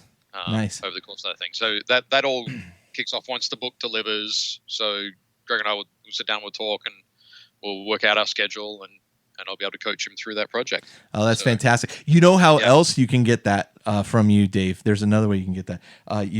You host a fairly popular podcast and ask if somebody wants to come on and do an interview. I suppose you could get it that way. Okay. Let's talk Nova Open Charity Foundation. So every year, the Nova Open, for those people who don't know, do a collection of various miniatures painted either by single or multiple artists.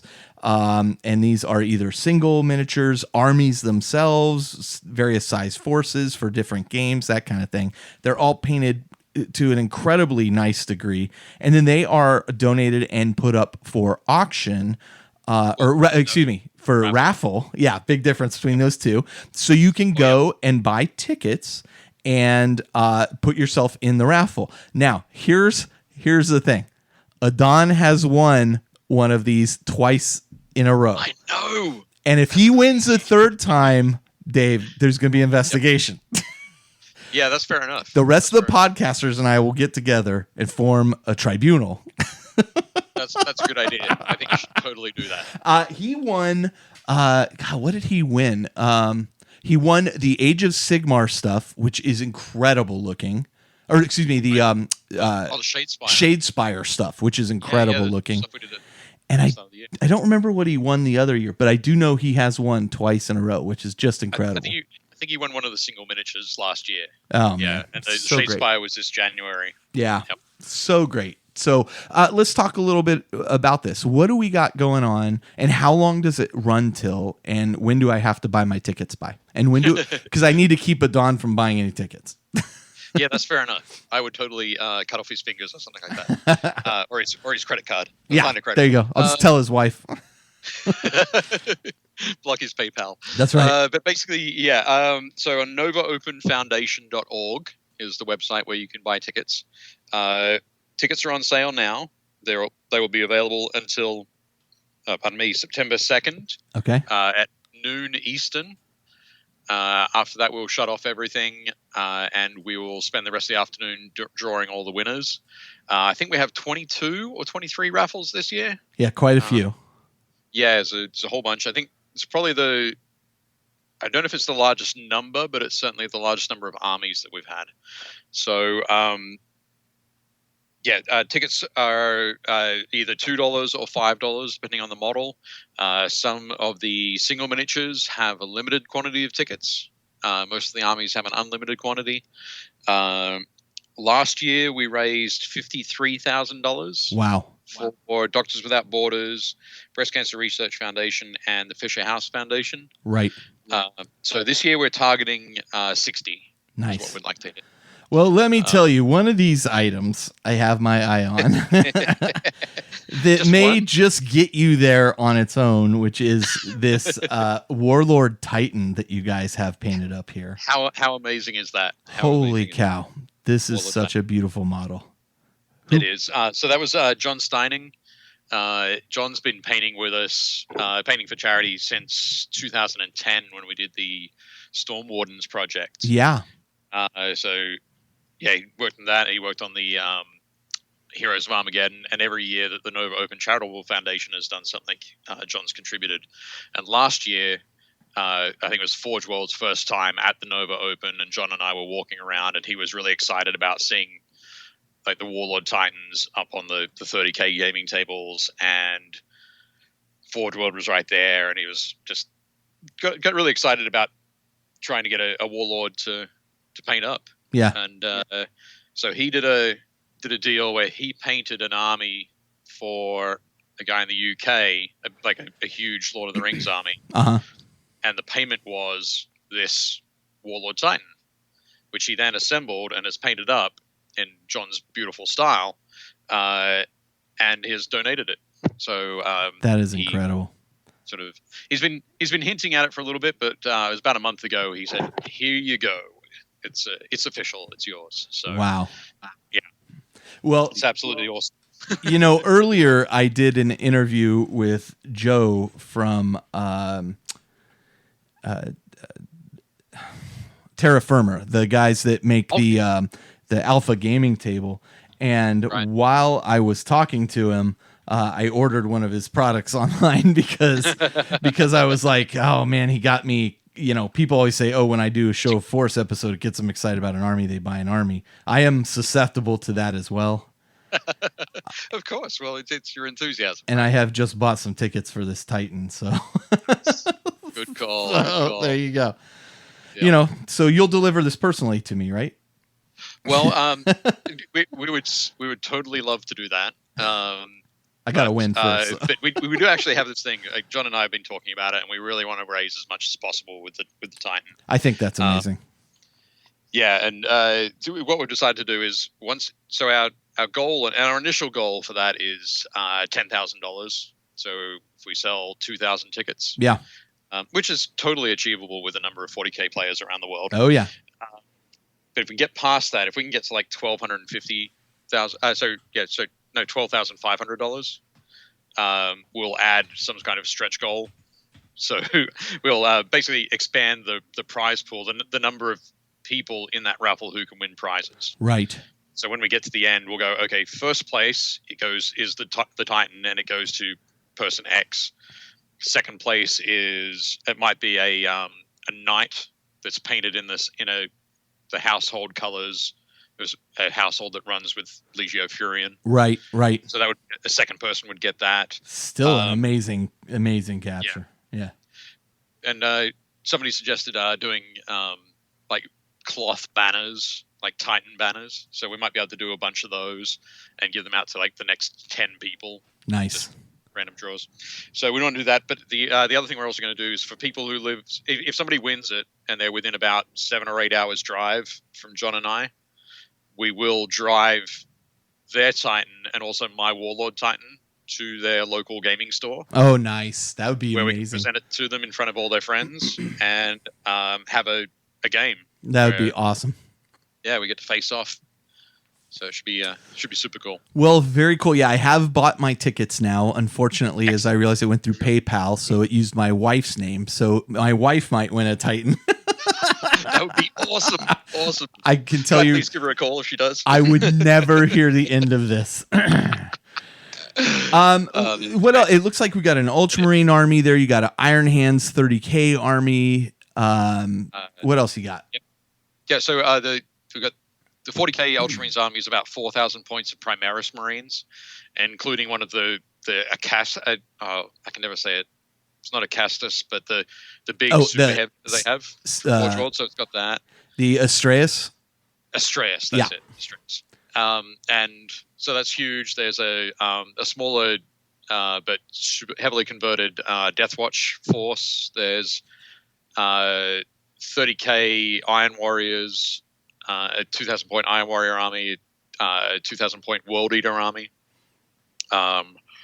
We've got a Hordes force. It's Trollkin, which is painted by a lot of fantastic people. A lot of people who have won Privateer Press Painting Awards or worked for Privateer Press Painting. Yeah.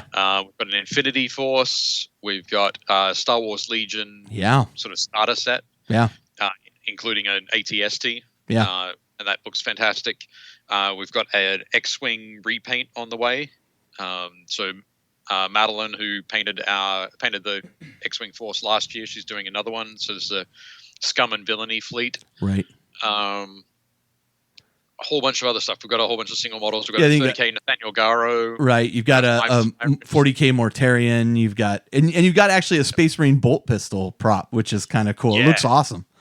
Yeah, it is definitely super cool. So people who want to buy tickets into the raffle, now you buy a ticket for the model you're trying to get. And so you're not just, putting your ticket into a pot. If you are interested in getting the Titan, you will donate towards the Titan. That's correct. Yeah. Yep. And they go to novaopenfoundation.org and you can just click on the, I believe it's the raffle. Current raffles. Yeah. Yeah. The current raffles drop down. Yeah. Yep. Which is right at the top of the page. Yeah. Yeah. Yeah. Or on the, I think the main, well, the first story is like our raffles are live. So you can click on that. It'll take you through to that page as well. Right. But yeah, it definitely, each one is separate. And you have if you buy tickets for like 5 or 10 different ones, you've got, you have a chance to win all of them. Right. So we definitely do not take names out if you've already won. That's not how we work. But no, it's a straight up raffle for each individual thing. On each of those pages, it'll say which of those 3 charities is the beneficiary. Mm-hmm. So yeah, it's all nice and clear there. One thing I didn't mention is that Mortarion. Mm-hmm. That Mortarion was donated by Duncan Rhodes. Oh, nice. So that's the one that he painted on the Warhammer TV. Wow. So that's so that's an item you can't get anywhere else. No, that's like hyper unique. Yeah. So well, there's a 49-minute video on YouTube on it getting painted, so you can show people. Yeah, this is mine. That's amazing. Well, Dave, anything else to add about it? No, I think we've probably covered everything there. Yeah. Plenty of great models, great detachments and armies and that sort of thing. All going to great causes. Organizations that are doing fantastic things here in the States, around the world. Yeah. Definitely cool. And the important thing is you do not need to be present at Nova Open to win. Ah, yes. That is good. Yep. Good that you call that out. Yeah. Super important. Adon was not there and won twice. Twice. Yep, exactly. So one of the amusing things with the salute, we actually had some like a Saga warband that we raffled off just after Salute. Uh-huh. And the winner for that, so I'd taken it to Salute with me, and I had it on display. I was hoping that somebody from the UK would win. The winner's going to be in the US. The winner was like maybe 10 miles, 15 miles from Laurie Brandt, who's our NOCF president. So when I got back, I shipped it down to Laurie. The winner came over and picked it up from. Oh, that's amazing. Well, I mean, this is such a great foundation. It is such a great cause. It's delivering a lot of good, and honestly, it's very rewarding for the people who win too. So, if you have a chance, go take a look. You can look in our show notes for the links to where the foundation page is, and from there you can find your way to the various raffles. So, thank you so much, Dave. No, thanks very much, Carl. Once again, thanks for the support. Oh, absolutely. All right. Talk to you soon. Sure thing. Hey, this is Big Nasty B from Life After the Cover Save, and I'm at a mall talking to strangers about Table War. Table War develops some of the most innovative products for the miniature wargaming and hobby industry.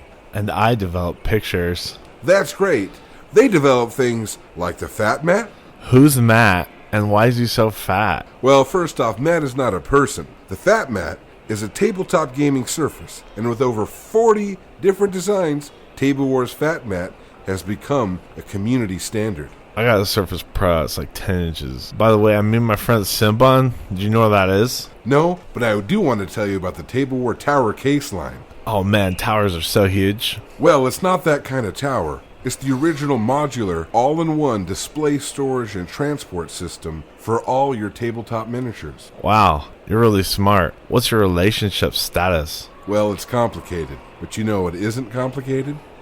Chili dogs. This is true, but also the Macromat. Oh geez, not that guy again. The Macromat is a one-of-a-kind, innovative photography backdrop, perfect for collectibles, hobby miniatures, and small works of art. Its durability, portability, and functionality in one inexpensive product. I wasn't paying attention to what you just said, but do you validate parking? No, I do not. But if you want more information, head over to tablewar.com and check them out. Table War! Well, now that you've listened to this confusing episode, as I've mixed up where segments are going to sit in the whole thing, hopefully you've taken more out of this show than just my screw up, but hey, whatever. Jody, Austin, I want to thank you guys very much for joining me. Austin, we are genuinely excited you have come to our community. I think you're fitting in fantastically. Yeah, thanks for having me. I appreciate it. Anytime. It's been an easy transition with this group. So. Well, now that you're behind the mic, I think it's like, well, you got to stick around for a while. Yeah. You're here now. Boy, I'm locked in. Yeah. Somebody will leave, and then we'll just replace them with a new person from the internet. There Although, let's be fair, I did not meet you over the internet. Just for the record. No, everybody just else randomly walking by an Adepticon, right? Said hi. So. Yeah, thank you guys so much, and thanks, Josh, for coming on and recording with us as well. You look like you were going to lose it there for a second. Yeah, I that would have been a Carl eye roll if I'd said it. So you're welcome. Yeah, okay. So listen, we have a Facebook page. We have a Facebook group, which is just an incredibly positive place to be. We kind of self-police it. We have a couple great admins, myself and Adon. Yeah, they're great. They're the best. Starts with me.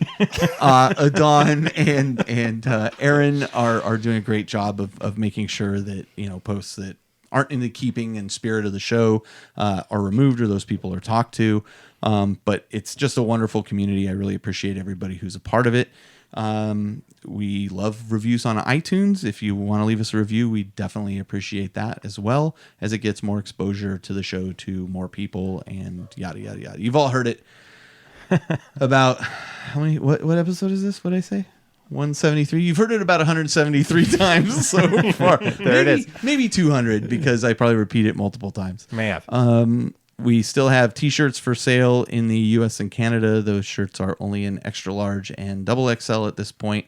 At some time in the near future, I may do a reorder of smaller sizes and maybe a few larger sizes. But for now, that's it for the 2018 Independent Characters t-shirt. There may be a different one for 2019. We'll see. The other thing I would add is I have booked my work trip to Belfast. And so I will be going to Warhammer World 2 weekends on either end of that trip to Belfast. Awesome. One wasn't enough. Middle of September is when I'm going. Like the 10th to the 14th is when I'm in Belfast. So the 2 weekends on the opposite end of that, I will be at Warhammer World. So yeah, if you're going to be in that area, let me know. I'll be picking up my demon army from Dave Paints at that point. Oh, sweet. Playing him and then bringing it home. I got to figure out how to get those Lords of Change home. So A lot of foam. yeah. Yep. Again, thank you guys so much for joining me. I appreciate it. Thank you. And we will see you next time at episode 174. So this is Carl. This is Austin. This was Jody. And we're coming to you from the Astronomicon, where we are always open to new gamers joining our group. Where even you can be Jody's hobby therapist. And I was just some Yahoo both times.